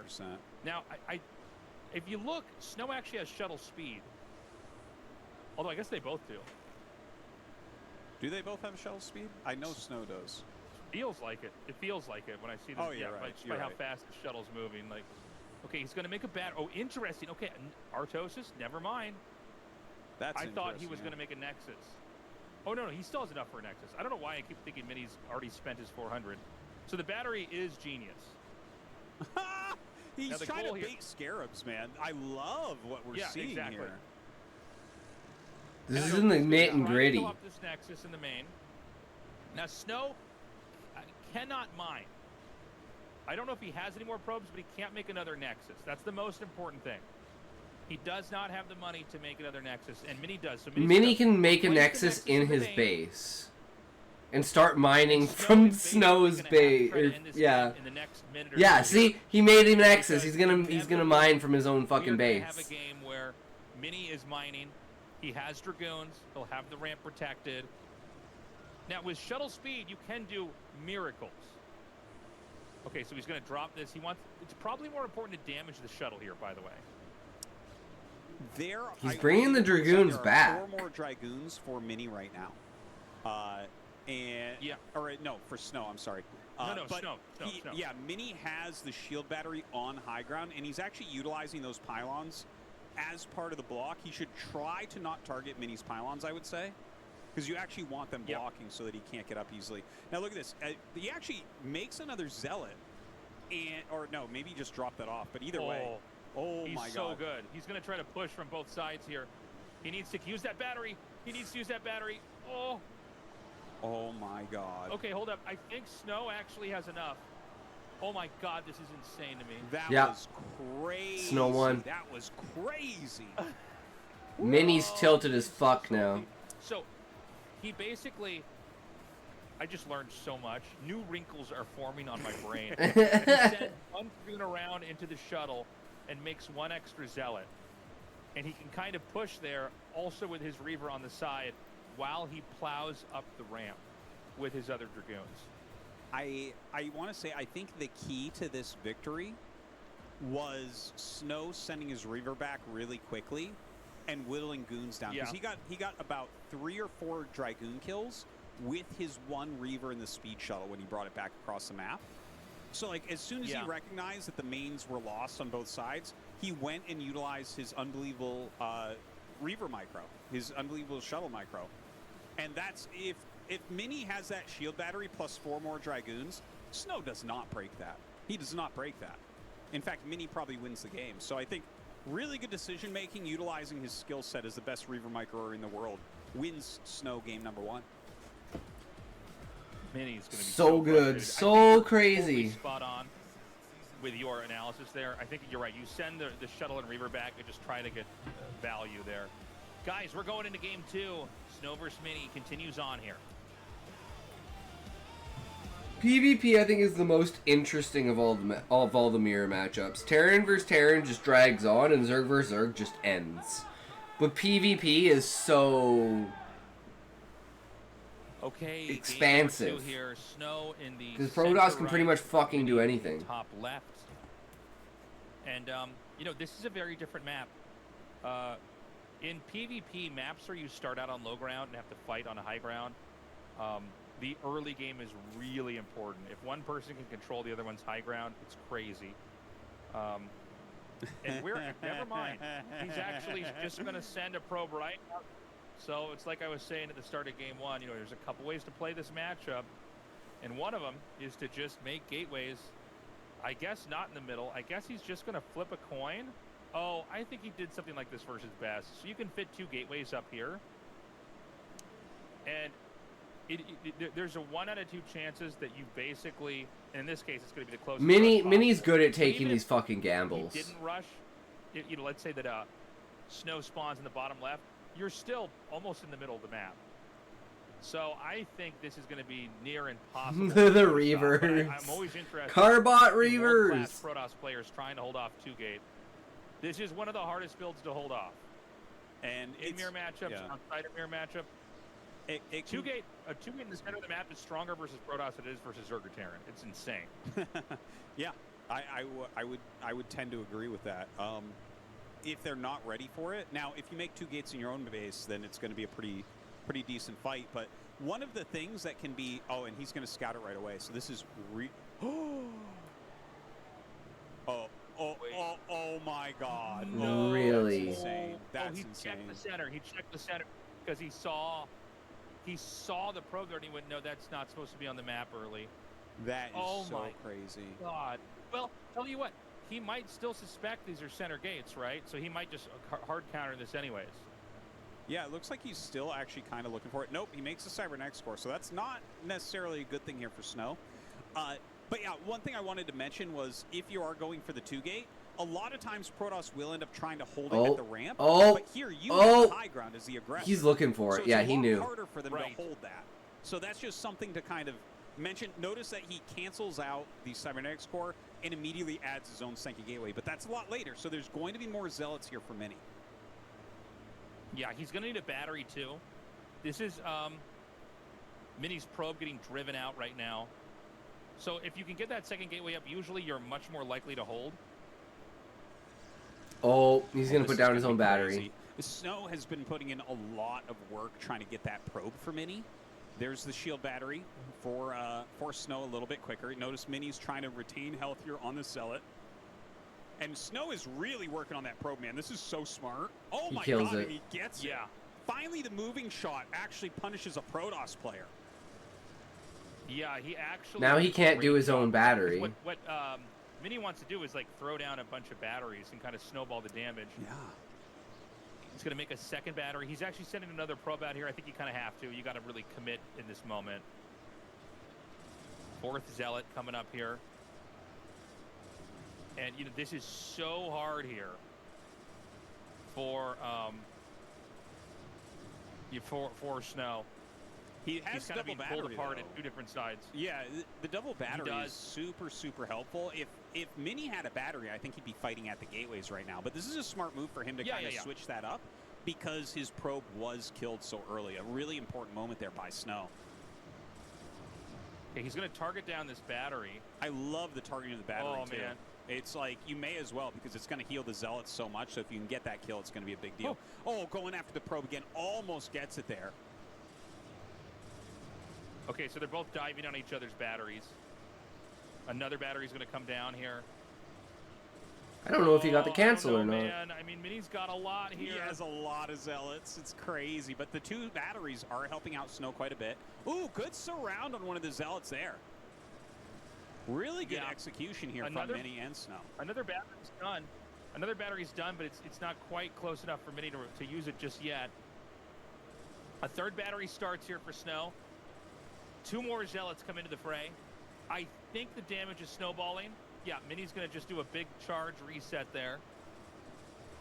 And I don't know, man. I mean, it doesn't feel like Snow has anywhere to go. I do like the few probes in here. Remember, probes can attack through Zealots, doing a little bit of extra damage. But it just feels like the numbers are getting insurmountable. Yeah. And from here, the batteries can't be defended. The gateways can't be defended. I think we're going to have GG. Oh, good surround. Oh, no. Almost gets the surround. The Zealot actually slips through. Snow's still trying to heal up, but I don't think Snow has enough left of anything to even make a difference at this point. He's got like 3 Zealots. He's got batteries, but it doesn't really matter. The damage output is way too high here from Mini. And Mini just continues to throw down those batteries. Really, really strong execution. What a fucking series. My God. Game 3, let's go. We're going to get tied up 1-1. Yep, that's going to be it. Holy shit. Wow. Mini's like, fuck. Mini pulled that one off. One more. Let's do it. One more. To me ever outside of that KSL series where it was 4 Protosses in the Final Four was the Mini best match where Mini just went down and dirty proxy gate cheese in a couple of the games, and he did it here versus Snow. He could try something like this again in Game 3. He did mess up by losing that initial probe, his shield batteries were really late, but he actually had a good idea of what to do. I loved how he split 3 zealots to the top and tried to apply pressure up there to just kind of buy time for another probe to get down. But really great execution. Tasus, that has to be really cathartic for you to watch Snow get absolutely mangled by proxy gates. Because I know when I play PvP, I die to that stuff all the time as well. Well, the thing is, when I see it happen, I actually want the guy defending to win so I can just try to copy it perfectly. Yeah. It's so hard to stop. Just the number of games you have where you're like, here we go again. I've been doing this for most of my life, and you know, to just get beat up. Karma coming back. I think had the scouting for all probe those just 4 gone up pools. first, I think he would have had his second gateway up and he would have held. Yes. But it seems like that was slowed down just enough. You know, getting that second gateway up fast enough gets the second zealot out, but it also gets the 4th and the 5th, you know, the 4th and the 6th and everything else behind that. And all you need to do is curb the fight a little bit in your favor. And you know, Mini's extremely good at the way he splits units up and kind of creates imbalances and weaknesses there. But that is, you know, it's just one of the best builds in the game, Proxy Gate. It was there the first week the game came out. People making gateways outside of your base. It's going to be here, you know, in 25 100 years. years later. It's just really strong. It's never going to go away. It's never going to be out of style. The only thing is if you predict it or you scout it, you have a shot to stop it. So we're going to go to Radion now for map number 3. I like how you say it's going to be there 100 years later. It's going to be the only build 100 years later when it's just Zoomer TikTok brains zealot rushing each other.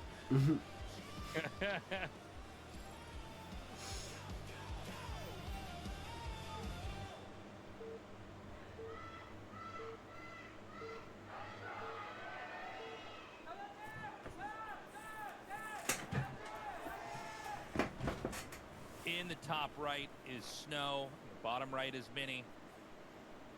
I'm watching those probes from Mini really carefully. Are we going to have any crazy? Yeah, we gonna do anything else pretty crazy up in here, Doesn't bro? look like it so far.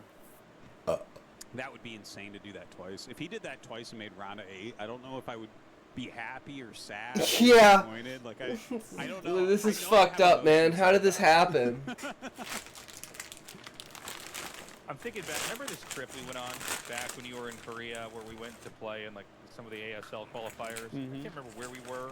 South, west, Like Daegu or something. Korea. It's further south. I can't remember the part of town. It was like a pretty small part of the country, but we both played in a qualifier there. And I remember the first game I got in the tournament, a guy proxy gated me in the middle of the map. And it was kind of this moment of like, oh my god. It's the thing that I practiced against for so long. I never had been proxy gated before in a tournament, you know, back before we moved to Korea. And I'm like, oh my god, okay, I know it. And I did it. I held it, you know.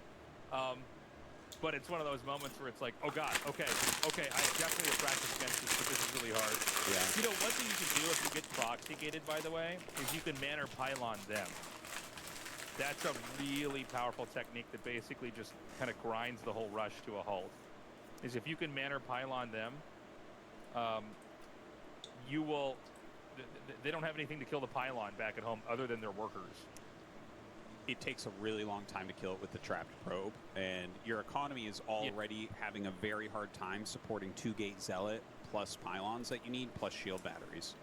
So definitely that is a good counterplay if you can put down that manor pylon, which of course manor pylon is blocking your opponent's mining with the pylon. So you kind of wait till you have the position. See how they're inside there, and then you put a pylon there and probes are inside. block That's them in. the best place to put it. You put it on top of that. Yeah, and in then the the minerals, probe is stuck. And not only is it stuck, as the patches all get filled up, other probes will walk around all the patches to go there. And like 2 might walk around, and then 1 starts mining, and then the other one walks all the way back. So it slows down mining in like amazingly well. In fact, manor pylons are almost always worth it for the time. Yeah. It's just a very strong play. It did seem like in that last game, Snow basically spotted the 2 gateways and then ran back home immediately to use the extra probe to get minerals, which makes sense. But, you know, there is counterplay to it. And the reality is, if you can just get control of your ramp, a lot of times it's like I would say it's like a 7-3 matchup. Like, if you can just get your ramp covered, then their infrastructure's in the middle of the map, and they don't have an easy way to get the base back at home, and it's not easy. is all I'll say. It's very, very tough to deal with. Totally. If they have Zealots on top of a ramp, you know, with a shield battery, it's like, okay, well, oh, you got lucky. That's all there is to it. But yeah, taking a look at this game here on Radeon, you know, Dragoon's starting to come out. We'll see what the tech is as the follow-up here. I'm always interested seeing when people decide to make their Nexus in mirror matchups, like, you know, just in general, the expansion timings in mirror matchups, because you have the same they're gonna units kill each working, other. so it's like, when do you deem yourself as being safe? Well, it seems like in ASL we have a lot more high-risk Nexus timings. Oh man, Which Snow is so far ahead to with do, damage. By the way, the PvP does seem to look quite different at the highest level. Mm-hmm. But, you know, in this game, it looks like Snow has gotten the upper hand once again in the middle of the map. And Mini, I think, is just going to throw down a Nexus. You know, why not? Actually, excuse me, Snow and Mini are both going to do the same thing. So both pressuring each other. Some of this I do wonder is, does it come down to the fact that Mini and Snow just know each other well enough? That's another thing too. Since the pool is so small of players, when you get down to this point, like they know each other's play like the back of their fucking hand. Look at hand. this. It's going to be Snow going for 3 gates, I think. Oh, and that, I mean, that might hit pretty well here against the very greedy expansion into Robo, especially if, like, because you're going to attack with this as Snow, right? So if your opponent goes Observer first, and you go like 2 rounds of goons off of 3 gates, you might be able to break them in this situation, right? Oh, yeah. Look, I mean, this is good against everything but DT. You know, and it's actually going to be Mini doing a very conservative gateway into Robo. Now, if he's able to figure out what's happening in the game, the fastest possible Reaver could allow him to stabilize. And then the game is uncomfortable for Snow because he doesn't have detection. Like, Mass Dragoons is so good, but if you don't really leverage it quickly, you don't know what's going on. Oh my god, what? You know, oh, that's so annoying. These probes What? are stuck. It's the most annoying thing in the whole world. I hate this map. I hate this map in that spawn. That always happens to me. My workers get stuck there. And the funny thing is, they actually changed the positioning of the ramp slightly to try to stop that from happening so much. It has been better on the newer version, but it still happens some. So he's going for observers. So, I mean, I think Snow could just clobber him in the mid-game. He's really taken a bit of a risk. You know, we talk a lot about the risks you can take off one base. You know, like you can go for 3-gate goon or, you know, DT, or you can even go for like 1 Robo, blindly make a Reaver and push. But we don't oftentimes talk about fast Nexus and then all the risks you can do there.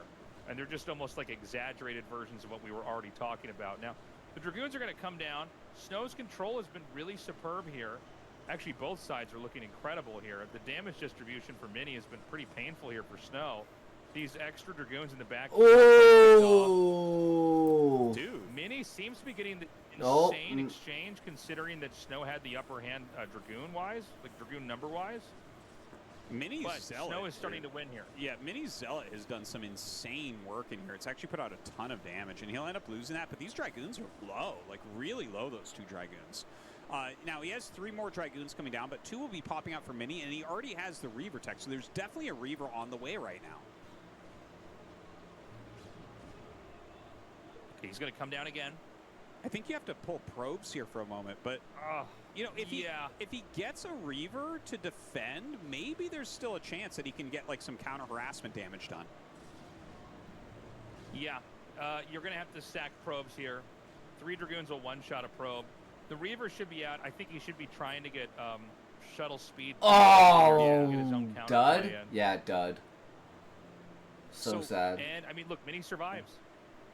Definitely looks like a better position for Snow. But, yeah, maybe with the Reaver being out right now, he can make a shuttle. He can get into shuttle speed maybe and do some harassment. Or do you think it's better for him to try to gear up for an actual push?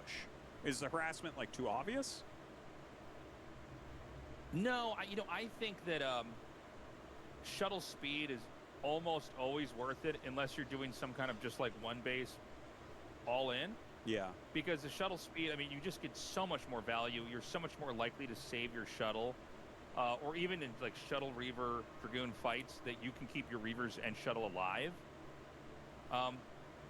And so Mini's going to try to come out here and pick a fight. Oh, I love the pylon on the expansion out here. Yeah, that's cool. 2 Reavers. Okay, so he's going to... Oof. Go ahead. Well, I see the Reavers creeping forward and everything. Like, he has 2 Reavers, okay, kind of a defensive stance. I hope that he has shuttle speed on the way, and I hope he has a shuttle coming out, because I feel like he can't just sit there. Like, Snow just has a better worker count, so Snow can get up to, like, the 6 gate plus Reaver, which is, like, a solid 2-base production in PvP. And it feels like his supply is just going to start to really eclipse what Mini can produce at the moment. Can I point out something that was very subtle but really smart? Is that because Snow identified that, you know, Mini's gone Reavers, so he doesn't have to worry about DT. The first shuttle he made, he flew over his natural spot. That's so smart. Just like, yeah, if you don't have a Reaver in that right now, just spot for any drops in case that happens. Now, he's going to have a Reaver in a second. And by the way, Artosis, it was the opposite of what I said. I said, like, you know, he's going to go for shuttle speed and harass. He's going for a straight-up push here with a slow shuttle. Yeah, I kind of understand why ads? Why you gotta pop up now in the middle of a fight? It's not the time for this. We got 2 Reavers. Oh my god! A Scarab actually ends up hitting from Snow's Reaver. Reaver. Whoa! Oh, this is fucking so bad. Yeah, Snow has beaten Mini back. Mini's entire Robotech, which is kind of the only thing he had going for him, has just been shut down. Remember that there were workers killed earlier when Mini was attacked. Snow's Reavers are just too good. Even without a shuttle, his Reavers are still twice as good as anybody else's Reavers. Before the other, they both went for kind of greedy Nexuses off of this. So we're going to have a big reset here. Mini has to get a shuttle and Reavers out. We know at least 1 Reaver was out for Snow, so he's going to have a second Reaver or a shuttle here in a second. Oh, never mind, he has to. Excuse me. Snow getting ready for his 3rd base, it looks like, based on where that probe is and making a few pylons up there. Yeah, I'm not sure how you're supposed to plan your comeback from this position as Mini. It's like you need Snow to waste an army on you. I feel like that's really the only way at this point. You know you're in a bad spot where you're like, I need you to have a bad attack. Well, I think it's a little bit different because you can always get extra damage with shuttle Reavers, so you have to just basically try to win by fighting better than them. And so Snow's going to try to come in here. This is a bad area to have the shuttle over. Couldn't quite unload it for a second there. It's just 1 Reaver here. And God, the math is not looking good right now. We can see 1 Reaver chasing the other down. They're going to trade shots. And I think Mini is about to tap out. I think Snow has basically killed him off. Yeah. There's just going to be too much pressure down here. I don't think the Reavers can come out in time. Now, let's just see. Let's see what the Reaver shots can do. Right now, Snow's doing a really good job keeping this back. He actually kind of hurls the weakened shuttle in the front to take some damage. And Snow has right-clicked this over here. He's going to trade a shot. 1 Reaver's taken out, GG. but Mini taps out. It doesn't matter. Mini looking furious, by the way. Crazy. Well, good play from Snow in this group. Not a big surprise. This guy has been the best. Snow gets out first, and which is what we expected. Out of the way, man. Like I've been saying, I think he's the favorite of this tournament. This might be his first ASL victory on the way. He definitely looked dominant in this group. Yeah, he lost to Proxy 2-Gate that he was looking for and couldn't find until it was too late. But other than that, pretty amazing play from Snow today.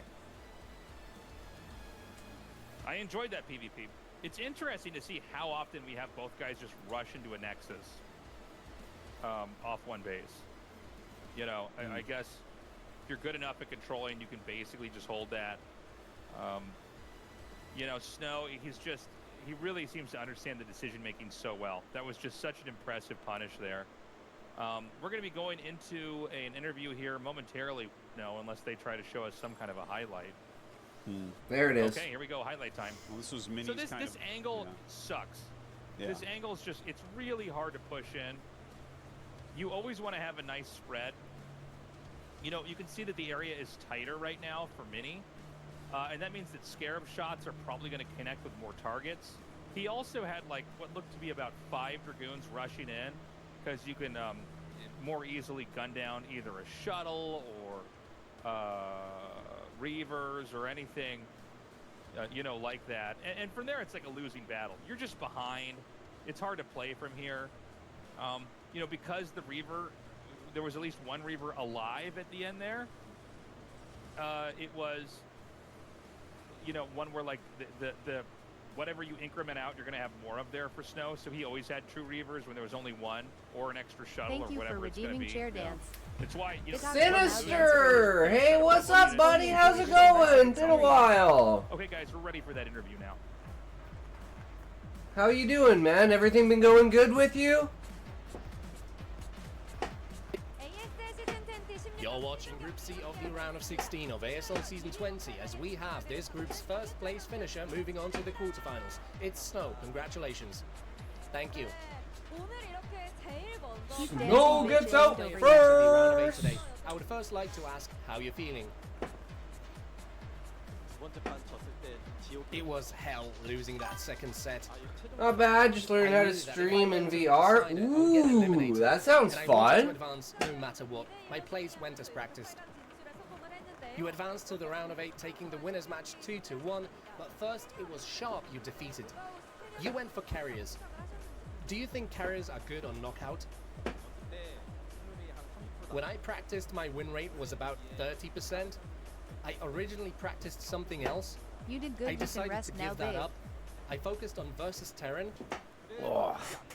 but I still couldn't find an answer. But yeah, this stuff goes hard. VR, like group activities in VR goes freaking hard. But a 100% win rate in the tournament in the end. Interactive stuff is always the best for that. Just playing population one on the meta too. Nice. And that's exactly what happened. How did you steel yourself ahead of the game? I treated it as a loser's match. I tried to predict. Never really what my been a opponent fan would of do, VR and it myself was to like, exactly or like that. had any will to like use it or In the do it or second anything set, like that. It's just the technology My doesn't scout seem was a winning scout, there yet. It's still like a 5-year thing for me. but I couldn't have imagined he would. At least if you're gonna invest money into like something like I that, was right? just Like about to ask you, but you've already freaking like mentioned it. $500 Were or you something like scouting that. because he predicted a 2-gate proxy? I was 99% sure that he would do it. His scout came from the center, so I thought, it's at 5 o'clock. But that wasn't the case. So I thought, it's at 1 o'clock. But it turned out to be towards my mineral only. It did catch me off guard a little. That was a little So even though unfortunate you for that scouted it game. in time, it's a pity you lost. But you did win the first map, which turned into an Yeah, elimination Sinister. race. So Did you guess what explain we that did situation? today? Our new thing. Check this out. I what we're gonna be working on from now on for a little bit. Longer. So I tried to go for a winning move. I initiated it. But he dealt with it pretty well, and my Nexus in the main got destroyed. The game went as I hoped it would, but my opponent's decision making was so good, I'm going to lose, I thought. But thanks to my micro being as good as it was, Well, it's because I'm streaming so early, so it's like most people don't come on until like, and in the end, you know, took the third set. 11 You o'clock could or see something a like micro that. in that third game. To be honest, in the So prelims, yeah, you the see first half of the lack stream is like confidence. pretty But you dead advance because in we need to first pick up a place. How new did that audience for like Lacking streaming confidence, earlier. I really lose a lot in Plus, practice. like watching So, the ASL and stuff that like does that negatively isn't impact as my you know, confidence. that's But not our somehow, regular some way, in tournaments, regular I give my content. best So and you know, end up winning. Callie and Queen I are have a probably feeling off I'm doing doing their pretty own well thing. I'm nowadays. sure there's someone lurking from I'm LTC very much out looking there or forward to TLC seeing what out there. happens next. Now, after tomorrow's games, we will have the round of 8 bracket draw. Chronicles was The chilling opponents around can a little meet bit. are Effort, Best, and Group D's second place finisher. Who would you like to play? During the group selection, I clearly told Sharp to pick Effort. We can't just leave him up for grabs like that. I would like to meet him once. And treat it as practice too. If he had picked up Effort wouldn't have kicked out Soulkey. The entire tournament would be different if it was, instead of J-Dong, it was Effort. I would like to thank the boss, Kader, for giving me some leeway during these offline tournaments, and our students for their support. And I keep forgetting, but I get a lot of help during practice, so let me pull out my phone. Oh, sure. He's like, oh, I have a list. Wow, you came prepared. He's like, I'm tired of not not thanking people, so. And address them one by one. Right. JYJ, hero. But yeah, we came up with, so we've got a new story that we're working on, Sinister. I don't know if I told you. Stoner Girl Evolution. An isekai satire. Got it. I'm sure they're having fun watching this.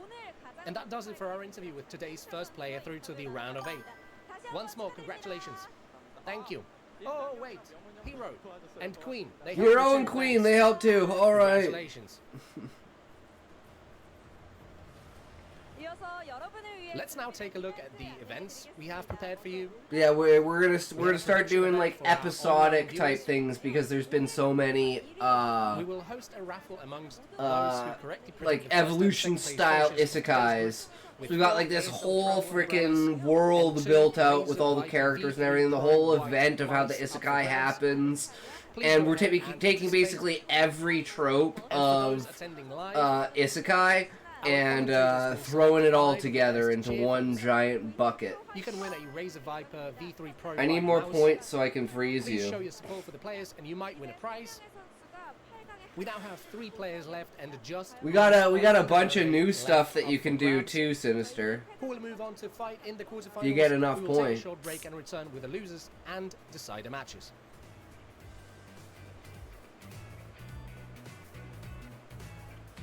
Jadong versus Sharp, ZVT.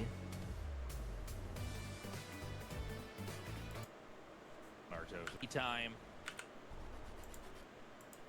We're back, everybody. It's Yes, but I liked time. freezing you. Jadong versus Fair Sharp. enough. This is going to be a fun one, Artosis. Yeah. You know, I do want to mention that I think that Sharp had a great strategy for picking in this group. You know, he picked up Jadong, who is someone who can kill Protosses very well, but generally is weak against SK Terran, the Marine Medic Science Vessel style that Sharp primarily plays.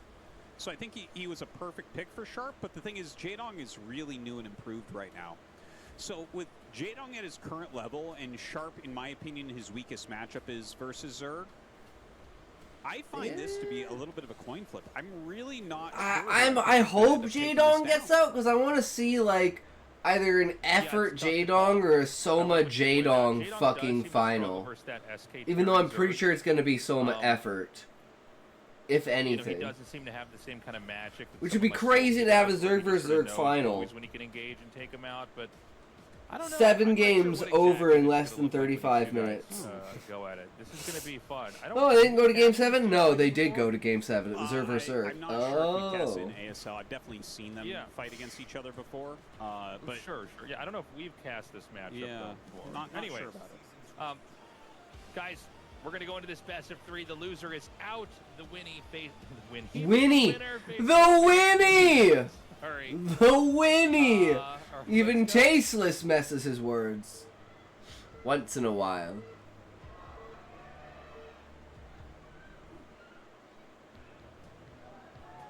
But yeah, I haven't seen Beezus in forever, so you want to hear a funny story.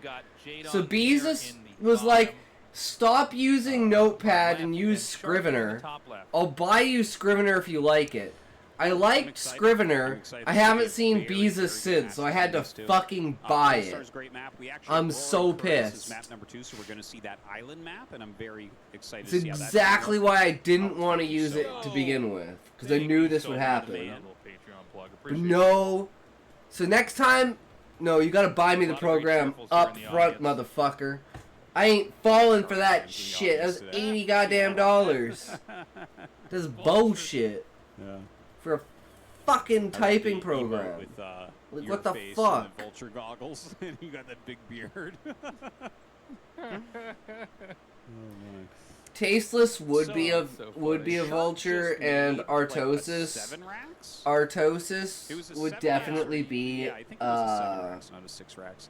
7 racks is a little would wide. Artosis be? You get almost like an entire Marine more than an 8 racks with it. Like an entire Marine Artosis would be an infested Terran.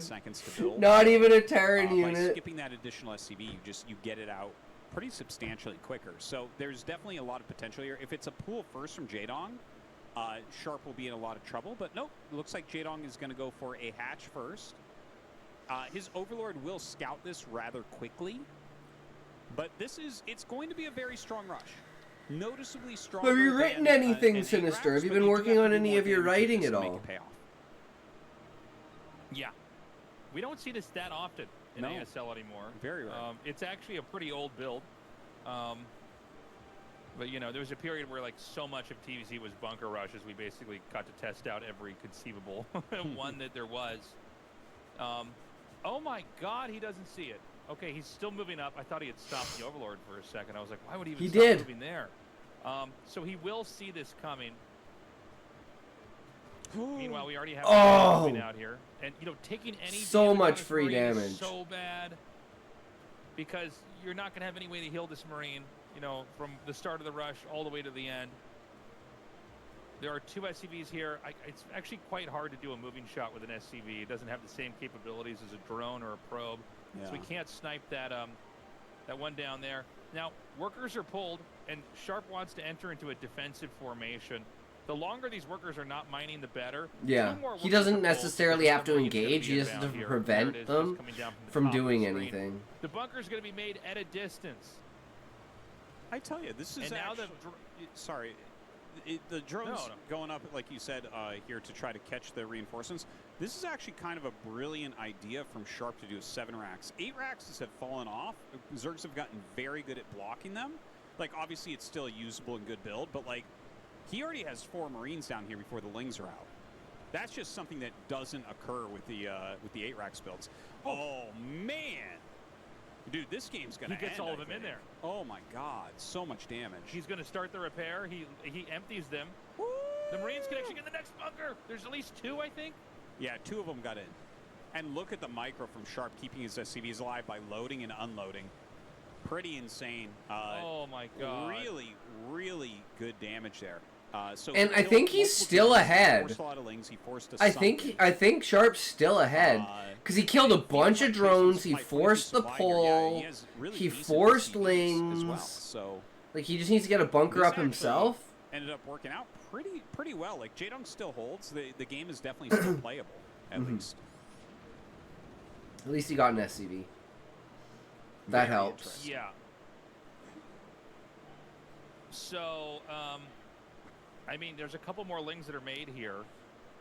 You got to be careful because your SCVs are far away from this bunker, and Jaedong's just going to make more Lings. Now, there's a world where you overpower the bunker. I don't think you want to run by it. No. You have to kill the bunker here if you're going to win like that. He has a ton of Lings, though. If you don't put extra buildings there and or have SCVs around it, there's a very good chance Jaedong just runs in and kills this. As soon as he gets Ling speed, he's going to go. Kill 4 Marines in a bunker and the 2 Marines outside. You need like a building blocking or 3 SCVs. Yeah. The Marines need to be back in a position where they prevent the bunker from being surrounded more quickly and that type of thing. Oh, he sees him. Let's see if he can drill quick enough and get anything down here. Okay, he's running away with 2 of them. I think Sharp recognizes that he has to try to hold the ramp. This is not going to work otherwise. He's going to have to cancel that command center and everything. Yeah, the Lings are just destroying the bottom here. And look at this. His SCVs are dancing so bad, he can't even get his Marines up to fire. Like, they're just completely zoned out by the SCVs. Command center has to be canceled. He's probably got enough SCVs here to just barely hold, but tons of damage. Yeah, it looks like it. Tons of damage. I mean, this is there's crazy. Coming up here. A layer started. You know, there's these games have been so right aggressive. now. Oh God, he pulled the SCVs, and there's more, with more Lings coming up. You're not going to make more Lings and sit at the bottom of the ramp. So he's going to come up here now, and that little wall that's protecting these Marines is gone. Marines are incredibly weak when the Lings can actually fight them. The SCVs are going to come down again. The drill angle is not good. We've got more Lings coming up. Jaedong has won this game. Yeah. This is old Jaedong right here, is what you're watching, guys. Yeah. If you weren't around when he was in his prime, this ultra decisive type of approach where he's like, this is my best chance to win, and he goes for it instantly and with no regrets. He's not hemming and hawing, he just goes. that is some peak Jaedong stuff that we just saw right He's there. got Like 4 even the SCVs. continuation building Lings in a lot of ways. Like if I was playing against this line, I'd be like, God, that was so stupid. Like why would I have SCVs here? It's blocked, and they're like, well, no, you'll probably pull them back, and that's going to be the best way to victory.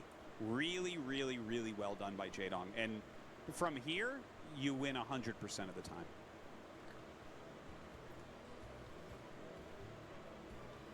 So, I said the game was over. I thought there would be more Lings coming. No, he's just going to say GG once he knows how many drones he has. I was right. Yeah. I was going to say, at this point in time, I think Sharp isn't functional as a Terran in that game, right? He's taken too much damage. The layer's too far along, and so the Spire's going to come in too soon.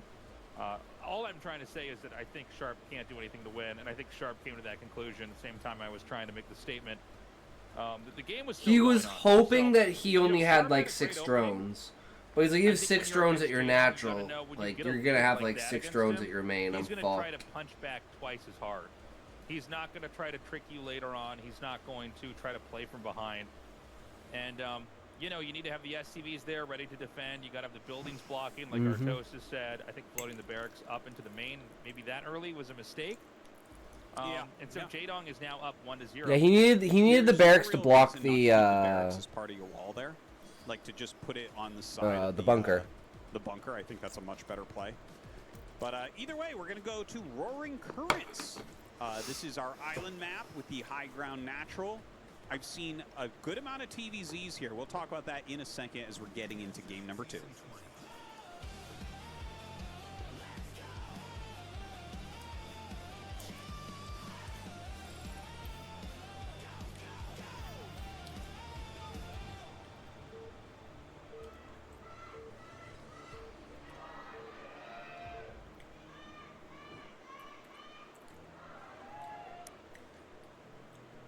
Okay.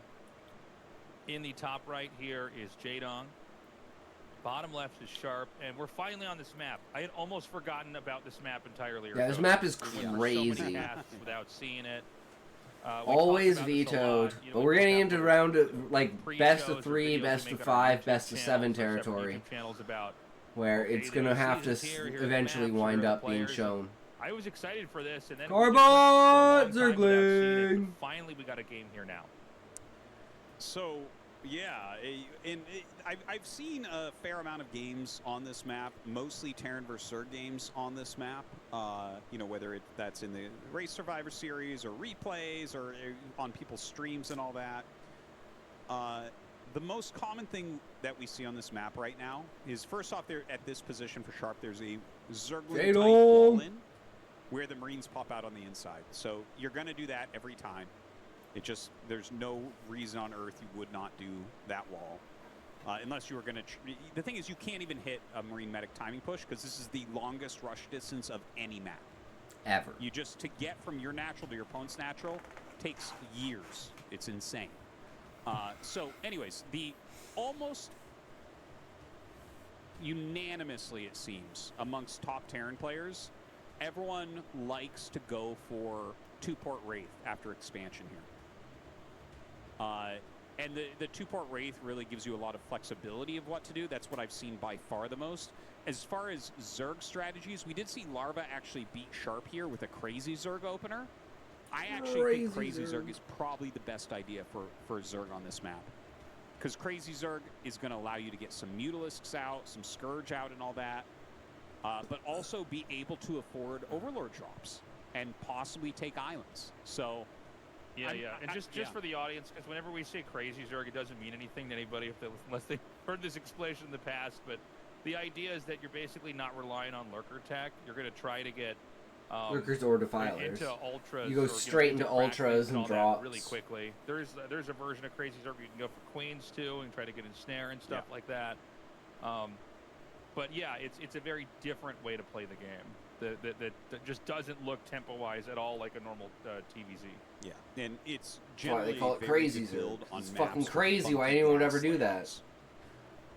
And this one has like a lot of weak geysers, so it's hard to have like a long, protracted Defiler lurker game on a map excuse me, on a map like that. So yeah, I'm not exactly sure how this will go down, but You need 4 gas my to best do guess is that lurker, we'll see and Shark if you try have to do, like, gases a at 2-4 3,000 instead of 5,000, you literally And of course, run this out is of a gas at very your fast command zone for geysers, with like, that tight wall, which is a great choice. It's a great choice. as soon as defilers come out. Here.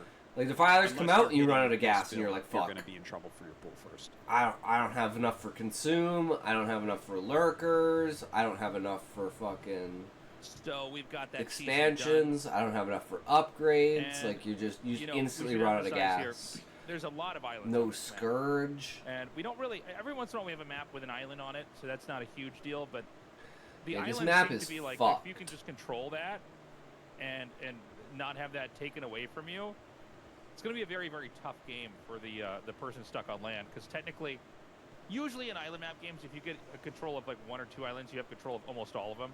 Like, it's hard to imagine there's going to be a game where Terran gets one of the islands in the bottom right and Zerg gets one of the islands a lot of times, Yeah. because they're all so close to each other. A fight that could be taken at one could be taken at the other. The top left is kind of its own position here on the map. Yeah.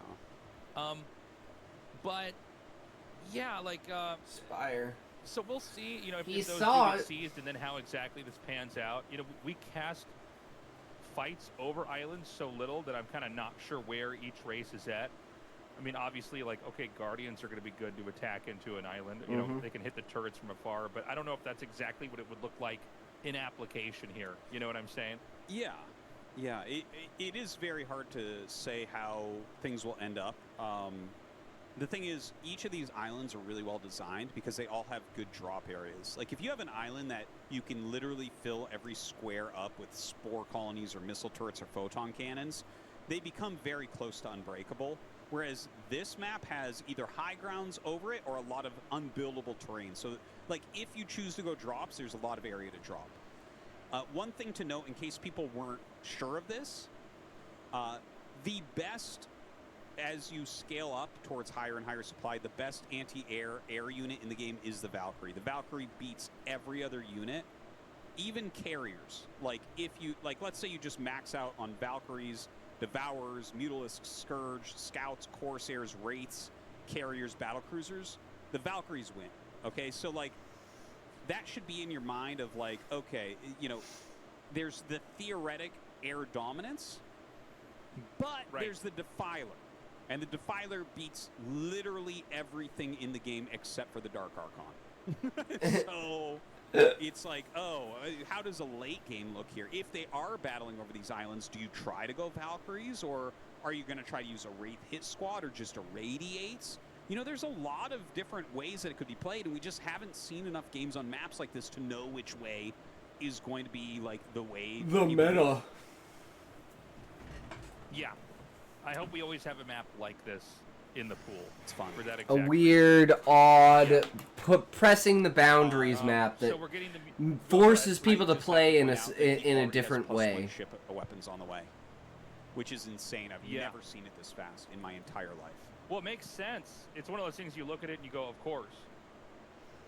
It's almost. That's like why we're the looking at map it as if dictates the games islands so are the biggest much. priority, which is kind of cool, you know. Yeah. By the way, you got to be careful, man. When you engage with these mutas, Wraiths can moving shot. You know, a lot of times we talk about Mutalisks and the unique micro that you can have with them, but you can do the same thing with Wraiths. And you can do the same thing with Scouts with speed, which you'll never see in a game. But it can be done. Yeah. So, in other words, if you're losing a fight, the Wraiths can just hunt you down and moving shot kill you. Now, in this case, it's going to go the other way around because, okay, he gets cloak. Oh, here. he did have I was cloak. going to say because, you know, both sides, just like you see in a Zerg vs. Zerg, if the Mutalisks start to fight, one guy can't run away because the other guy just moving shot kills him. Yeah. This is an incredibly interesting build from Sharp. He has gone 3 cloaked Wraith into Valkyries with +1 air weapons already on the way, and he is transitioning into Bio. That is very weird, but like 3 cloaked Wraiths is how many you need to hold off initial mutas before Overlord speed. So there's a lot of intelligence in that number. So this isn't really a Wraith build. This is actually a Valkyrie build, the quickest possible Valkyrie build that you could have while like still having good anti-muta beforehand. Because, yeah, there's like 1 starport Valkyrie builds, but we see people lose Valkyries there all the time. He won't be losing Valkyries here. Like, he'll be able to keep these alive without too much problem. I think you're right.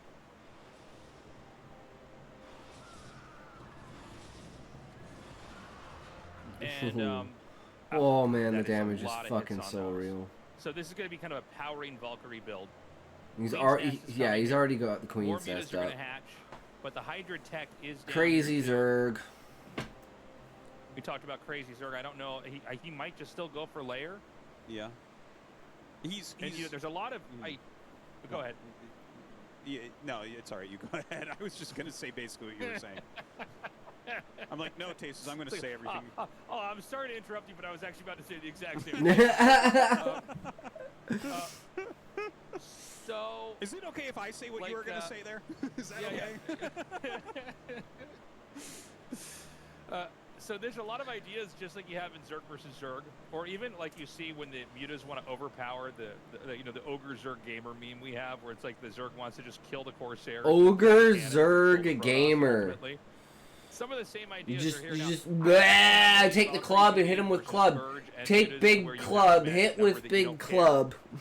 But I would guess we're getting close. We're getting close. Oh, I haven't heard Ogres or Gamer in a If he gets while. about 2 more Valkyries, And it's I would funny not because, ever like, worry about anything Tasteless attacking makes across fun the of map. As long as Artosis you don't get for the crowd, you're apparently fine. making up Crazy Zerg, Well, that even was the best thing though I've ever he seen. didn't make up Okay, Crazy so Zerg. That's what the Koreans said. That's what the so Koreans bad. call it. But And, you know, Tasteless came up with Ogres or Oh, Gamer. no, never mind. He still got him. Oh, glaives are good. Don't worry about it. Well, the Valkyries have +1, so he has just erased these Mutalisks. Yeah, look at that. Kills almost all of them before they get away. But Lurkers are already up. Yeah, very good location there. That's the only bridge across the map. So, like, Yeah, you get that's- lurkers that there. It's like position getting is siege kind of tanks there, invincible man. in That's some ways. If you insane. get up to Defiler and you just constantly Dark Swarm there, one lurker, or, well, you know, obviously that can be broken by Irradiate or Fire Bats or whatever, but, like, the general idea is that is a very hard position to pass when lurkers are there. Oh, Yeah. he's using the Zergling in order to do the... Oh my god. Oh my god. Here it is. Wait. Oh, yeah, okay, they're still there. I Boom. didn't realize we were on. Boom. Oh, Boom. He just killed You know, everything. it's funny because Sharp, like, almost... It's like he dunked on himself. He scanned ahead and saw unburrowed lurkers and thought, oh, I got to move right now because there's nothing here, only to walk into hold position lurkers. I just saw the look on Sharp's face when that happened, and the look was exactly him thinking about what he should say to apologize for his performance in this round of 16 on his stream. Like, that was the face of a player that knows that he is completely dead now. He has lost so many units. He made a ton of Valkyries. They did very little. He's now walked over hold position lurkers. The game is not over, but the game is in a terrible state. And really here, we need to see Sharp go mass siege tanks. There's just, he's playing against a Hydra Lurker Defiler tech here from Jaedong, and Marine Medic simply will not hold against this. Not on this map, for sure. Yeah. And by the way, if you can burst open this position with the lurkers, there's a lot of different directions you can go here. So we're going to switch into this like SK Terran style. I think Zerg's about to be up on 4 bases. Couple siege tanks really, really important to have out there. Yeah, don't forget, you can dive with these Hydras, which it looks like that's what Jaedong wants to do. You know, Lurker Ling is very different than Lurker Hydra. And this is going to be a Defiler coming up here. So he's just going to run up here and just gun down the tanks. Beautifully done. Yeah. One tank is going to have a hard time finishing this off. So he just scoots back, and we're just waiting for Consume. When Consume is done, There it he's is. going to Dark Swarm it, and yeah, here we go. It's showtime. You simply have to retreat from this. No chance, really. And Yeah. targeting down the siege tanks, incredibly important. Jaedong gets another one there. Big, big kill. You know what I was saying about holding the bridges? Zerg does exist as Terran, too. If you get enough siege tanks and you just kind of line them up there, it's hard for Zerg to push over. But it looks like he's not producing siege tanks right now. Sharp instead is going for some drop ships. He's continuing his bio production, which is okay. Like, maybe he can get some drops off that can do some damage, but Jaedong is really in control of this game right now. Yeah. If Jaedong wins, I mean, then Yeah, we just Jaedong go on is to looking really good. Sharp's And, out. You know, we thought it was kind of going to be an island intense game. It's switched into full on ground. They both basically, like, all the Valkyries are killed, all the Mutas are basically killed. So we're kind of in this game where it's just a ground and pound army. And with the classic 2 dropship play to kind of dislodge the Zerg from this hunkered down position and force him to defend more than one location. Grafting among the stars will be done. Welcome, Sean. How's it going? A better time, but they weren't pulled in over here. Sean. Oh, man. And he's actually pushing across the bridge now. Hold Sean, on. check it out. Look what I did today.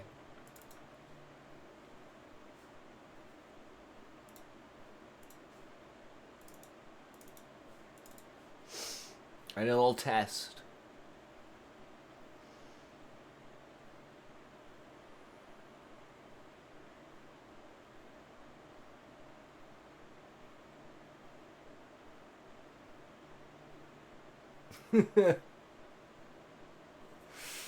Got overheated, then took a nap, just woke up. Nice. Hell There's yeah. only one lurker here, so this actually has some real potential. Lego stop motion? Yup. Opportunities for Sharp. Stims past everything before those lurkers finish morphing. We were talking about it yesterday. He just has to kind of run forward from this. Ooh, great plague, though, Epic comes plague. out from Jadon. Yeah, you know, it seems like Sharp tried to push through, and he ended up kind of going through a meat grinder there. You've got a lot more fire bats up here, but I don't know if Sharp has really made any progress at all so far. Okay, we're taking islands. Well, it's quicker to animate than clay, I guess. Yeah. Yeah, it took me like about 30 minutes or so, 35 minutes to do. Like from beginning to end, editing, everything. Like, okay, It was about 35 minutes. He has double eBays that are not blinking. I don't know if that's a mistake or he wants to transition. Oh man, losing another vessel there. His siege chain count is really small. He's trying to get some drops off. Jadong just seems like he has enough of everything. I feel like Sharp's overall plan here isn't good enough. He's hoping that Jadong falls somewhere that he's attacking. But you know what? Like, these fire bats are actually killing a fair amount of drones. Like, the drops are doing kind of okay. Now he's got like a little bit of room. Okay, we got a big attack in here. He's going to burrow this. These tanks are just trapped here. Now, the Hydras, they can't do damage inside of Dark Swarm either. It's easy to forget, right? Because you almost always just see everything that's inside of their die. But it's going to be this one lurker that's actually doing damage. Again, Sharp has not taken a third base. Not that he necessarily has to right now, but the further this game goes, further along this game gets, the more important it's going to be for him to do that. Dude, these fire bats on top of these lurkers is massive. Hold on a second. That's pretty damn good. Like, a surround of fire bats on lurkers absolutely can kill them under Dark Swarm. But that's a lot of Hydras coming up here as well, and I don't know that he actually has enough Marines to clear them. Because fire bats don't trade well against Hydras. They're not absolute garbage, but like against that many, yeah, they're not going to be useful really at all. We should mention that Plague is 10 times more important when you're using Hydras, because you can Plague Marines and then all the Hydras one-shot everything. So like a lot of times, I think normally when people see Marines and medics fighting Hydralisks. So I'm guessing you didn't write a chapter today, Sean? A Plague. So keep that in mind here. It's not entirely lurker dependent on whether or not the game's going to go your way.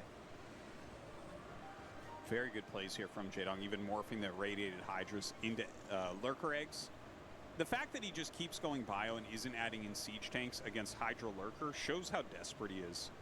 Because, like, against Hydra Lurker Defiler, you do need siege tanks. No, but after writing 3 and 24 hours, I'm not too stressed. Hell yeah. Medic dropship, basically. But generally, that's not going to be the case. Like, you're going to need siege tanks to slow it down and to make sure the Hydras aren't trading too well and to zone out the Defilers a little bit better and all that and make it a lot slower for Zerg. But Jadong has so much here. So much. Oh, actually picks off that Defiler pretty quickly. But, like, the Hydras are literally overwhelming. Plague or no Plague. He has so many more Hydras than Marines, it's insane. Yeah. The Hydra defense has been good enough. He can't really get anywhere. He's going to kind of beeline here. I don't know about this. This is definitely not oh, God. This gets so destroyed here. Yeah, I feel like Sharp is bleeding off way too much. Jadong is pushing over 120 supply. pretty crazy. Yeah, and now he's going to go push. Okay, hold on a second. I think this is going to be the moment, you know.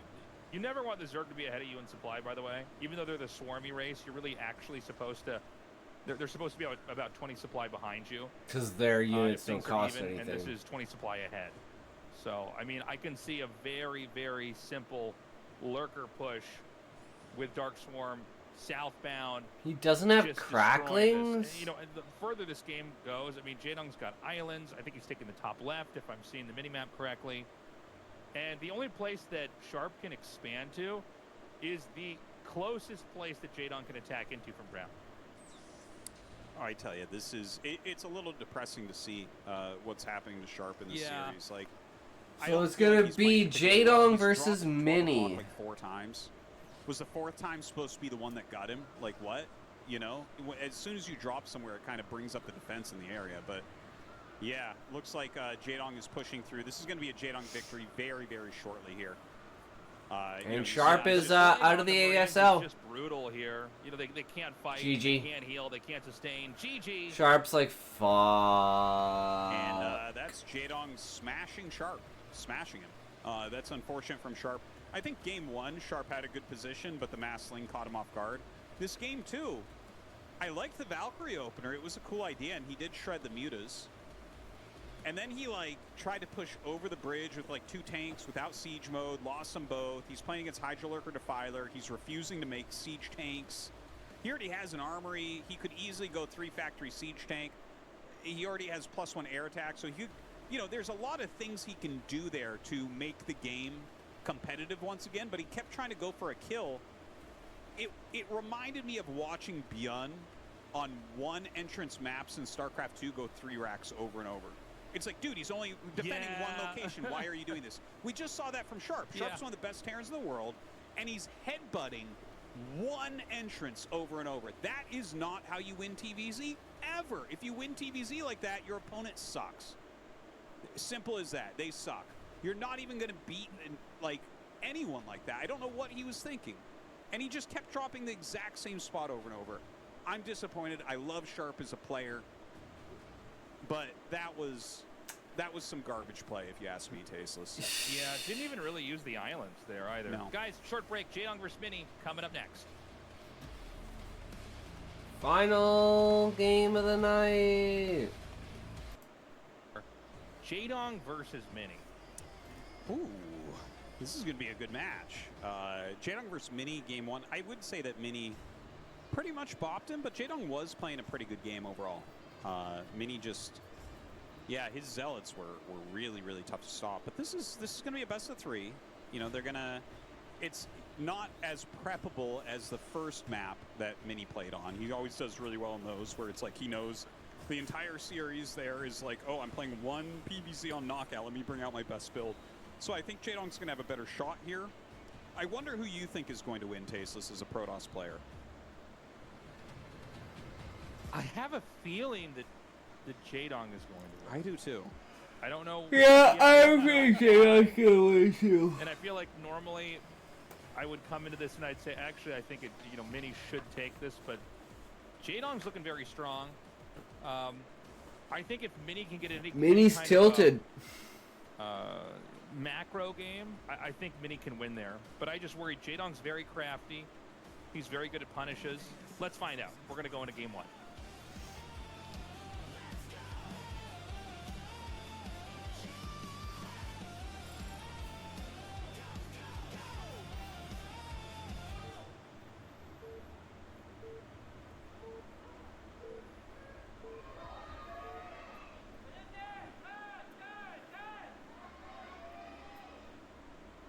Okay, our map's dominator.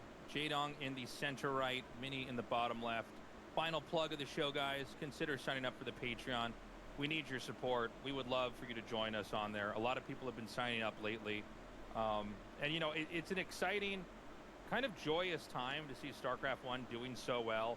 And it's not hinged on, like, is the publisher going to keep supporting this or any, you know what I mean? There's already this whole scene, this whole ecosystem that is supporting StarCraft 1. The game is perfect enough that it doesn't really need to be balanced or patched basically ever. Occasionally something breaks the game and, you know, Blizzard goes in there and fixes it. but it's very different than, as an example, the state of Starcraft 2, which has to be patched constantly. Yeah. So point is, if you want to join that kind of support, consider joining our Patreon, because we want to keep doing this forever. Yeah, and I think ASL can really last forever, basically. Soup is a streaming platform, and this is the biggest game on that platform. People love this game. It feels like we got through the dark times of esports where everyone just jumped to every single new game, and it was just stupid publisher money coming at every esport. And it seems like we're in like this era where people are returning to games that are actually good instead of piles of shit. So yeah, thank true. you for signing up for the Patreon. If you haven't yet, check it out, because this game is the original esport, best game ever. And it's funny too, because sorry, Artos. I was just going to say this game, I go to PC cafes a decent amount, like maybe once or twice a week. I always see people playing StarCraft 1, a lot of young people.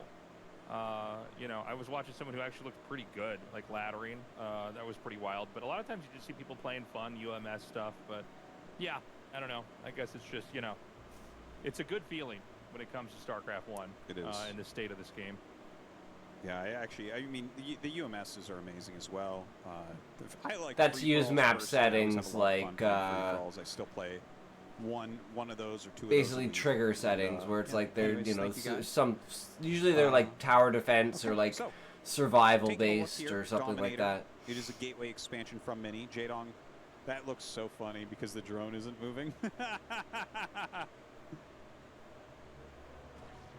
Yeah, the drone is not.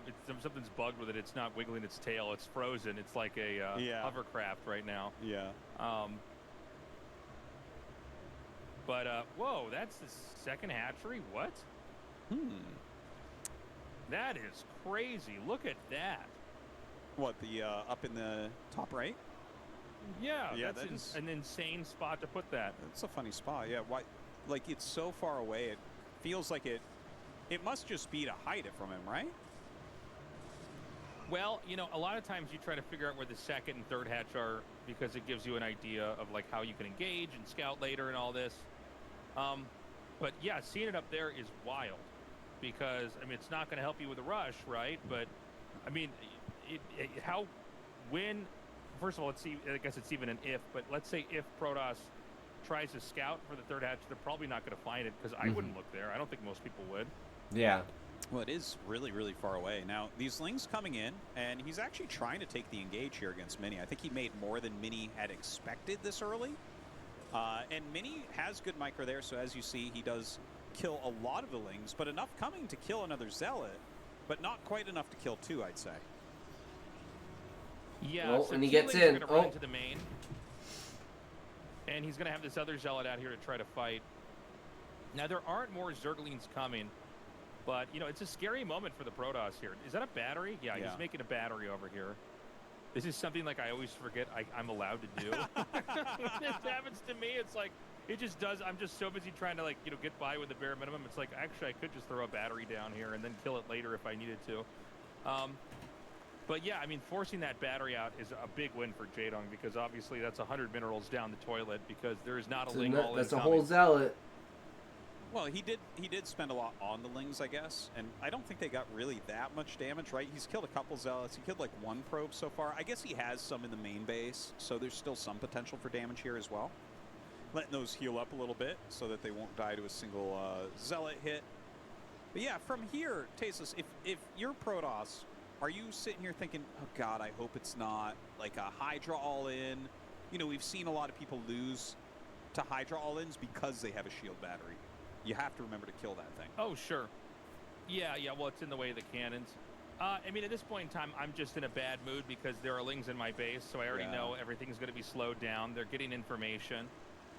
Look at where those Lings are. It almost looked like it was on the high ground when it was below ground. So what Mini's doing is he's going to send out these two Zealots and kind of force scout. The problem is he's going to get him out here, and he's not going to see the hatchery. Maybe he knows this is at the top right, but I'm kind of stunned that we're even seeing Zealots sent in this direction. He must have... I don't know how he knows this. Maybe this was scouted and I totally missed it. Yeah, I have no idea. But, that's crazy to me that he's just like, I'll just send him up here. Well, Jadong has his Speedlings come up here, but Mini gets into a very strong position. Jadong probably wants to split these up and come from both sides, I'd imagine. Looks like he lost Yeah. the Zerglings in the main base, so not keeping those alive as long as he sometimes does. Maybe just a little bit off there, but definitely needs to deal with these Zealots pretty quickly.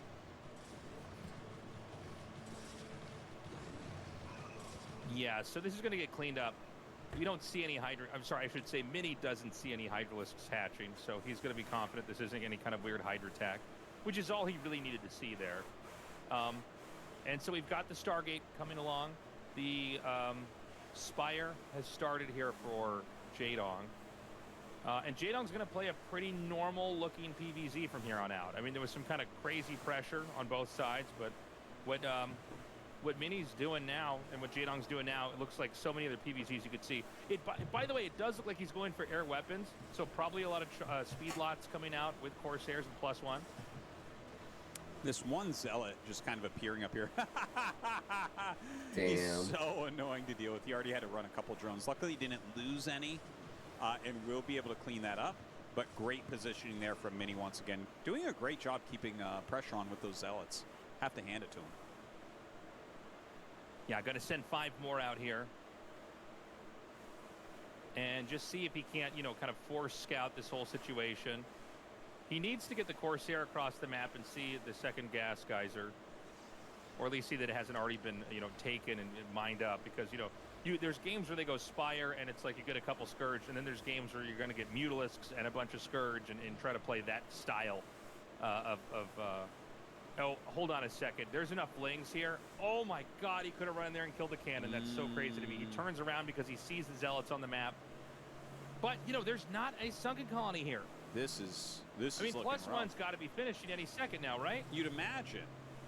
He needs to bring a lot of Zerglings here to deal with this. Already 2 drones falling. So, oh man, Mini puts them on the ramp and then sends 3 into the main. This is so painful for Jaedong. It really looks like Mini's going to do a lot of damage. Yeah, the Lings are going to come down here. Oh, he's going for the Spire. You know, he can even send these Zealots down behind the minerals if he wants. He's going to go for the Spire. I guess he's going to get it. Appreciate how quick 3 Zealots can kill this Spire. This Like, thing he's cannot gonna be get saved no matter what Jaedong tries to do. Remember, these were +1 attack Corsairs coming out here. So if you don't have the defense against that, these Overlords can just start to be wiped out. Dude, these Zealots have been absolutely insane. 2 more drone kills from this one up to the north. Today, his PvZs just in general have been 3. He got another drone. They are just appearing You know, it looks everywhere. like Bisu. Yeah, it looks like it's, you know, Bisu where he's able to fork off these Zealots here, and he knows exactly where to send them and how many to find that weak spot. Because, you know, you see that attack in the main, and obviously that was great for Protoss, but also having the 1 Zealot at the 3rd base, or the 2nd base, I guess, as far as expansion ordering goes, that's massive. Now, let's see if Jaedong does any damage. And by the way, if Jaedong overextends and these Corsairs don't do anything, there's huge counterplay here with the Corsairs. Well, the Scourge trying to chase them out while he dives on this cannon. Don't forget that Spire is dead, so what you see is what you get as far as Mutas and Scourge right now. I like that he's trying to utilize them. Parks to where the next Corsair will pop out. Oh, and just barely misses that as well, unfortunately. And he loses everything. By the way, Zealots inbound here. These are going to be. You know what? I think Mini might just win this. Kind of a conga line here of This is Zealots, fucking but crazy. Now I think this could be the moment where Mini could break Jaedong. Because these Zealots are going to win this fight. And now the Corsairs can come in and start to kill the Overlords. Ooh. And now it kind of... Yeah, I mean, was the Spire remade? I didn't actually see. Yeah, Nope, that's GG. it. That was just... Damn! Alright, Mini might actually get out. He might It's kick a fun Jaedong thing. out. Fuck! But This the is combination of scary. The Zealots on the ground, which can kill the Hydras, and the Corsairs killing the Overlords, suddenly means Zerg's going to be locked out of production immediately, and everything dies. Mini's locked the that was fuck a bit of a in. smashing. I felt like Jaedong was playing pretty well at the beginning, but Mini just had his Zealots everywhere. His defense was fantastic, splitting the Zealots up, hitting the faraway base. You know, that's part of the reason why having a faraway base can be bad for Zerg.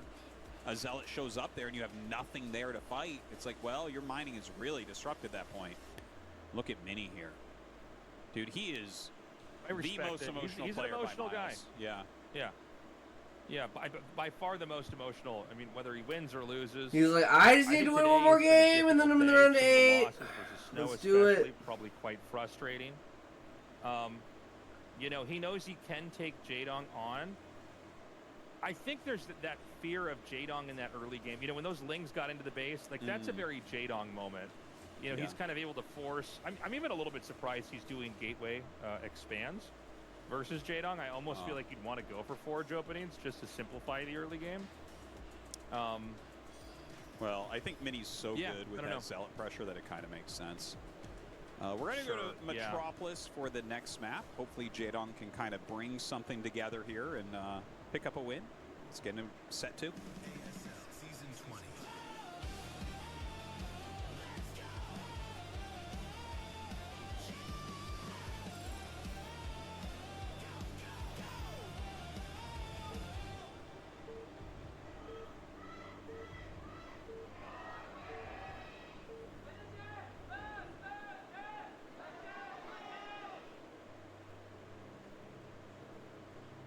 Okay, Jaedong in the top left, Mini in the top right.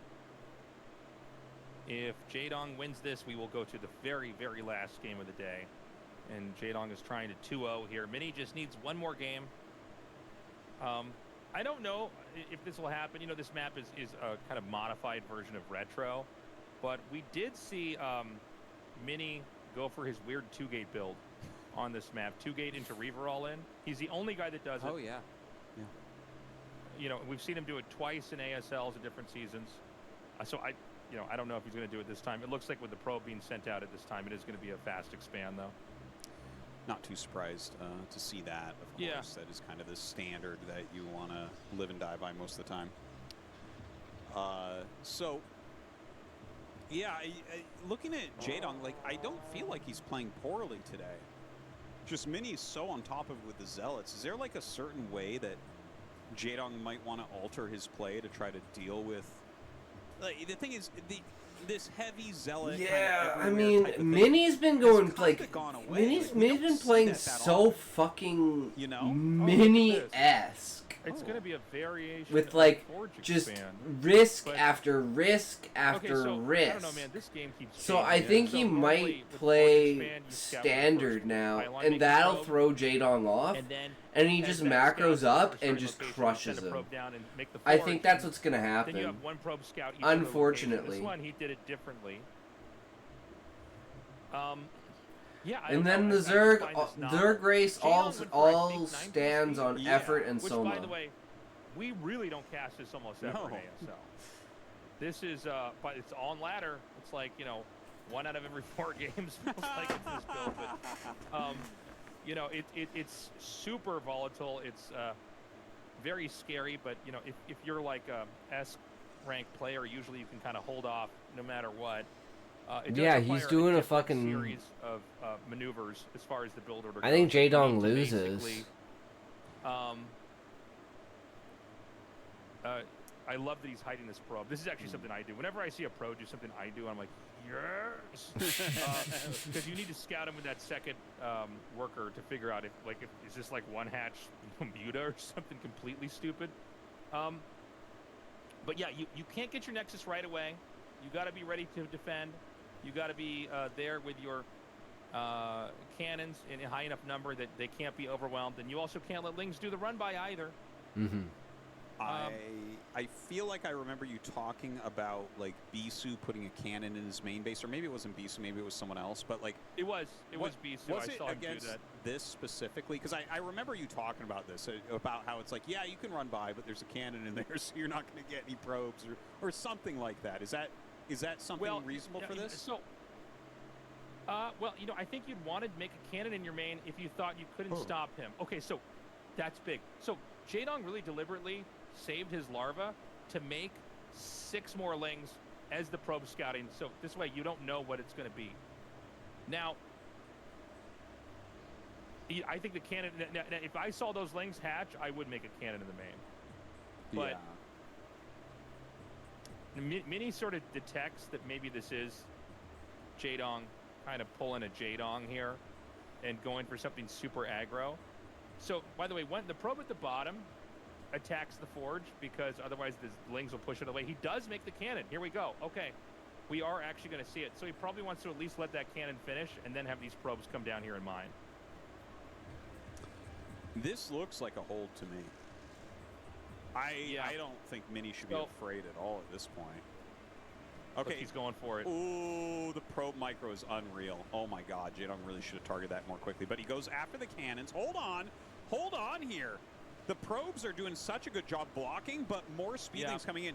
If you lose your natural, that's generally the game. But right now, Mini is doing such a good job. Yeah, Mini's gonna hold. Oh my god, gets it he right held. into that. Because he has a cannon in the main too. So the cannon in the main is gonna save him. The Lings from overpowering you. Mini cut corners. Unsurprisingly, it's Mini. And so Jaedong did not end up running up into the main. He didn't end up going for the bait. Now, you know, I mean, the second Zealot's out, man. This cannon is going to finish. I don't know that the Lings can get up the ramp either.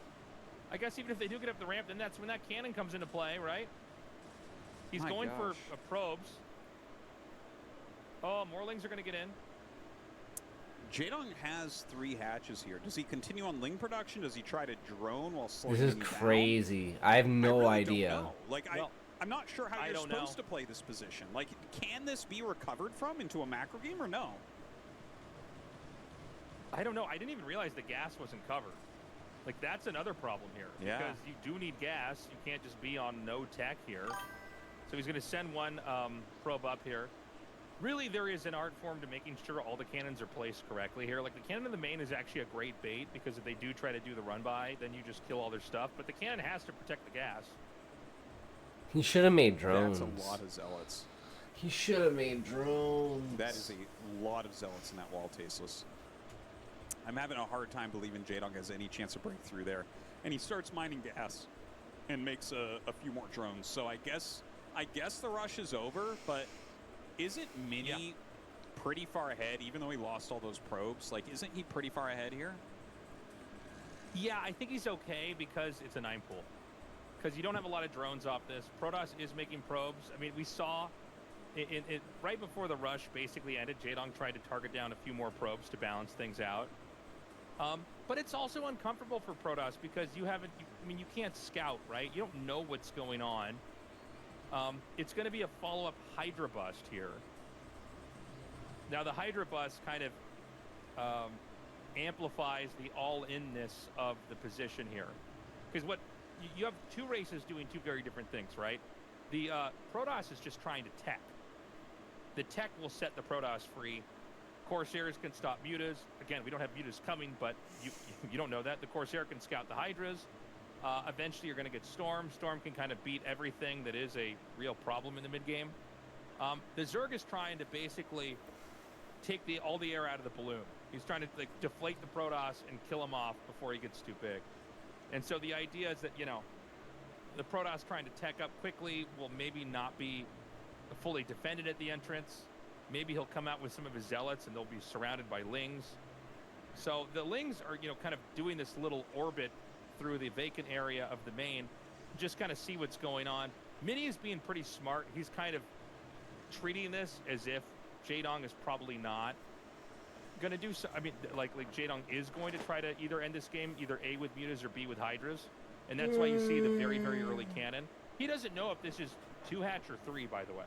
That's how ambiguous this position is for him. He's going to send the Zealots out. He knows he could lose them, but he needs to try to see if Hydras are coming. Well, there are certainly a lot of Hydras. These 5 Zealots will run into the speed Hydras here. The Zerglings coming from behind to flank, but no +1 yet. So Jaedong trading really, really well there with those Lings. Now, does he go for a bust immediately? Because there's already quite a few cannons. I don't think a bust is going to work. I feel like it will, man. I mean, we're going to see in a sec because we've got to see either drones or Hydras hatching. But, you know, this position that Mini's expanded into, there's a lot of room for cannons back here. Man. I'm actually like, I'm really trying to find ways for Jaedong to end up winning this. Because I don't think he can, though. It I looks so bad. It appreciate seems like Mini this has guy. crossed Take all his it. T's, dotted all of his I's. It's just, he looks fully impenetrable, and he's getting such great scouting intel right now. He can tell if you're droning, he can tell if you're, you know, whatever it is that you're doing at the moment, and just counter it. And like, He's got that one Hydra not doing there's anything. plenty of cannons. Yeah, remember that this Forge is placed in a way that it's very, very hard to kill off. It looks like he's going to have that position just barely, but he's bleeding off a couple of Hydras back here. It would be huge if +1 attack could finish here, by the way. And you can see there's not quite the surface area to really get the Hydras over here. It's getting lower. Is he going to send them out?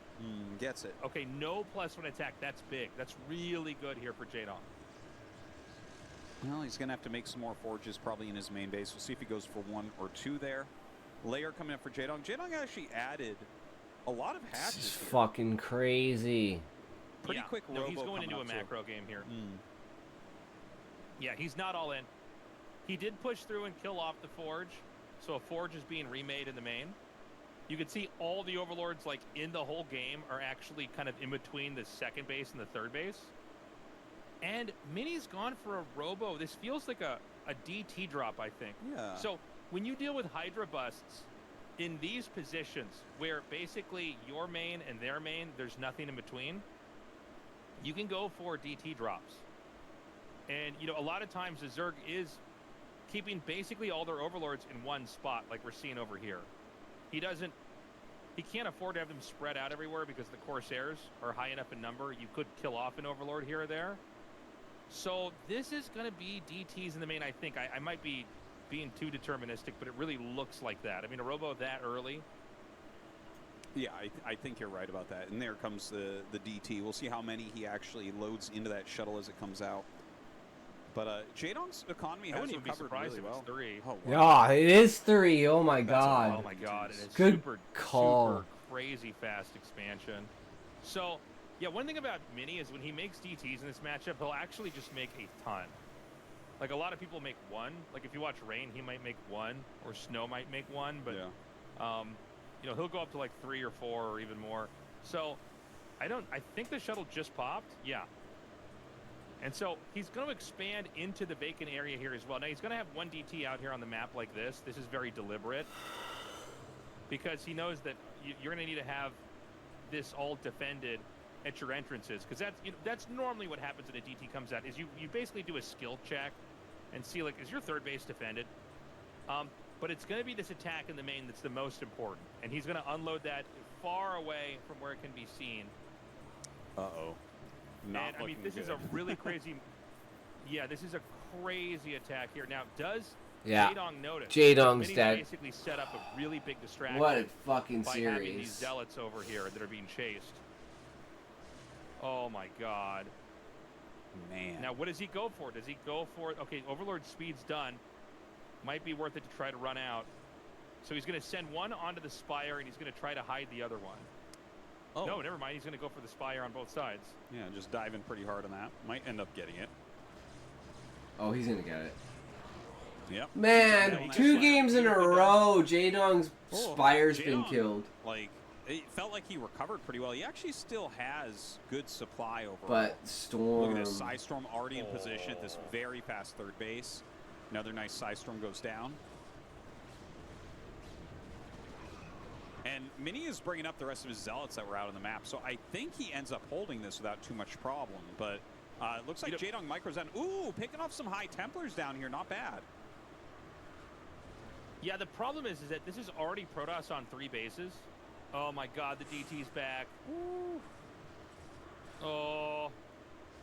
Oh, that's so painful. This is so brutal. And I don't know that Jaedong's going to see that. I mean, he's microing on 2 fronts right now. He might even rage quit when he sees that. Yeah. Oh my god, and the DT got the main in the bottom left. He's about Jaedong's to lost on several fronts, and I think this attack of his is going to be held. In fact, these Hydras can't even leave. They're just trapped in here, getting executed. GG. I tell you, this is Damn, turning into that's a Protoss-dominated insane. tournament pretty quickly. Mini is definitely going to be finishing off Jaedong here. Jaedong's got no drones in his main. He's losing the drones in his natural. He's losing his entire army right now. Mini has basically done it tasteless. Yeah. Yeah, Jaedong. Look at Jaedong, he's like, even the drones in his natural are being killed fuck. off. He lost the bottom left half. Another He's year. got 20 kills. Phew. GG. Jaedong's out. Mini goes on to the round of 8. Mini's like, fuck All right, yeah. big victory there for Mini. It's been a little bit since he's been in that round of 8, but brought some absolutely great Protoss for Zerg here tonight. Beating Jaedong 3-0 overall and advancing to the round of 8. And that gives us, Tesos, that is 4 Protoss in the round of 8. We have 1 Zerg, What 1 I'm talking Terran, about, man. 4 And there were Protoss. 6 Oh my Protoss gosh. in the round of 24. Here we go. Yeah, here's to 2 more. We won't have that. But Well, there's no Protoss playing yeah, tomorrow, I mean, thank God. exactly.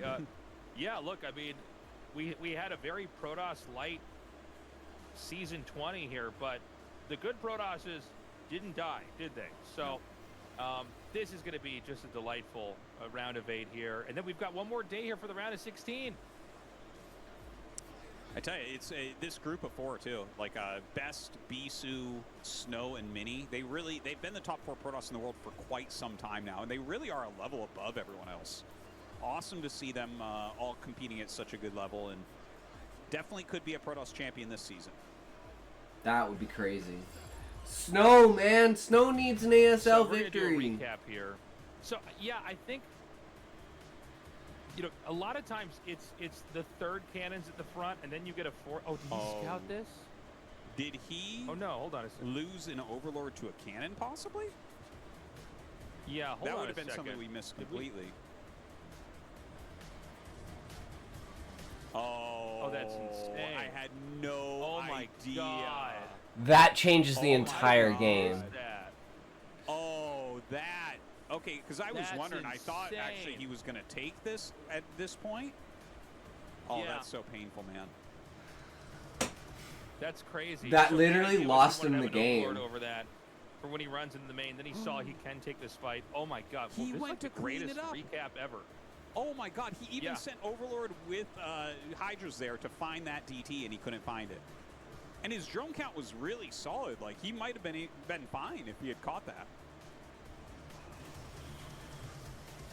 That's crazy. Because look, I mean, there were like 4 or 5 very specific moments that Jaedong failed here, from the Overlord at the start to this DT not getting detected to the bottom left base not being canceled in time to the overcommitment. I think here, to him still not realizing that the DT was still doing damage, and the DT actually, it looks like it got chased away for a second. I know we're kind of watching this fight, but if you look at the minimap, the DT sort of ran away. Hydras then stopped, trying to find them, and then he just sort of ran into the natural. Well, and this is like, half yeah. of all of his all of his drones are here. Look, just the kill count on that DT was unreal. All right, interview time, guys. Let's see how Mini's feeling. And that does it for Group C of the round of 16 of ASL Season 20, as we have our second player with a ticket to the round of 8. It's Mini. Congratulations. Thank you. You are back in the round of 8 for the first time since Season 17. You are the second place finisher of Group C. How do you feel? Recently, I've been losing all the time in online tournaments. I was very worried going into today. I'm glad I managed to advance. It was back and forth, but in the end, you managed to advance. In the first game against Jaedong on Knockout, you went for a gate first. Is gate first good? I personally don't think it's that good, but Bisou, whatever map he plays, he always wins with gate first, so I thought I gotta do it too. I used to be confident going for this build, but I have been losing a lot recently.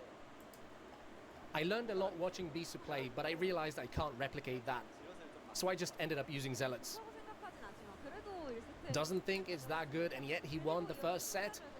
And then the winner's match against Snow that followed, you unfortunately once again suffered a loss, but you did take the second set. Why did you choose to go for a double proxy gate? Let's go with this 50-50, I thought. I didn't think he would scout there, that he would instead go center, but he scouted center first and then that location. I was a bit flustered and couldn't micro properly. It's a bit regrettable.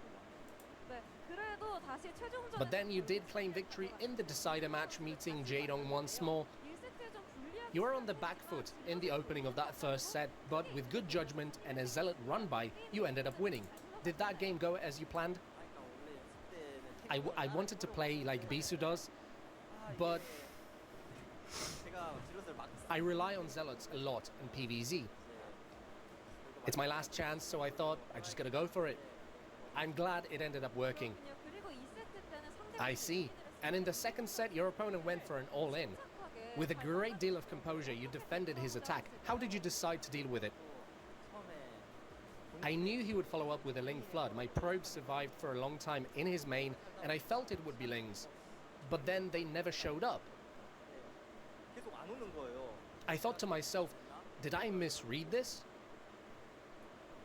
I built a cannon in the main because a lot of people go straight into the main. I wanted to bait him with it. Things nearly went awry. Well, I mean, he killed the Overlord. That was... If he hadn't killed that Overlord, if he didn't have that cannon, he would have been dead. 100% he would have been dead. We'd be in Game 3. Bisu and Group D's first place finisher. Who would you like to meet? Honestly, with my current skill set, whoever I meet, I'm going to lose. I keep losing in online cups. Why? I keep losing all the time. Normally, I would probably go with Barracks. But in practice, it's like I didn't win at all against Terran. I'm just worried now. That's you were unfortunate. worried today too, but look, you advanced in second place. Yeah, but I it just wasn't played first against Zerg. place. I don't know about Terran. I keep losing against Protoss too. I don't think I'd like to play Bisu. I think Barracks would be better for me than Bisu. Barracks would be a little better for him than Bisu, Mini says. I'm sure many colleagues helped you prepare for today, and the fans showed you their support. Please address them. First, for helping me practice, Queen, Effort, Hero, Rush, and Mong, as well as Bisu, they helped me.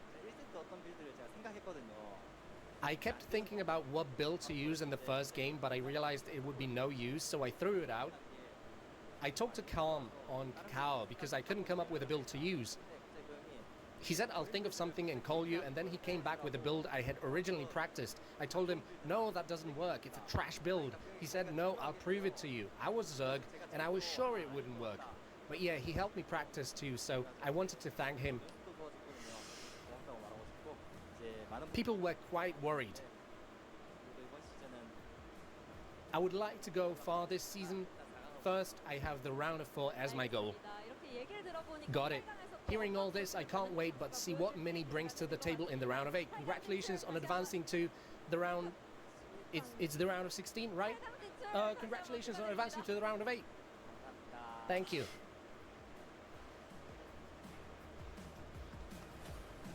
And that does it for our interview with Mini.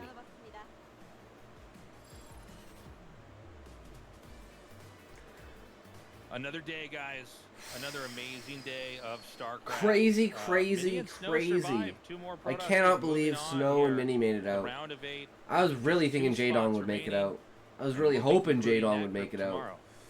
Yeah, it's going to be another great group coming up. Very impressive to see Snow and Mini perform as well here today. Group D really isn't out yet. It'll probably be out in a couple hours, so we'll watch it when it's out. In the meantime, Sean, are you here still? But obviously, you got second place. But yeah, his games against Jaedong, I mean, were really, really strong. But here's our round of 8 so far, and as you can see.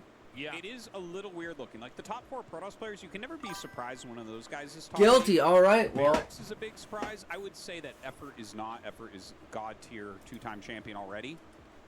But yeah, 2 more guys here are going to join. I think it's going to be Light and Soma, but we'll see.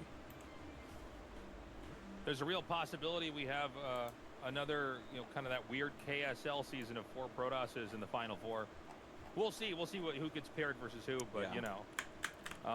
It's a very Protoss dominant so far round of 8. No disrespect to the other players there, but all 4 of those guys are very scary. Lightspeed, Larva, and Soma.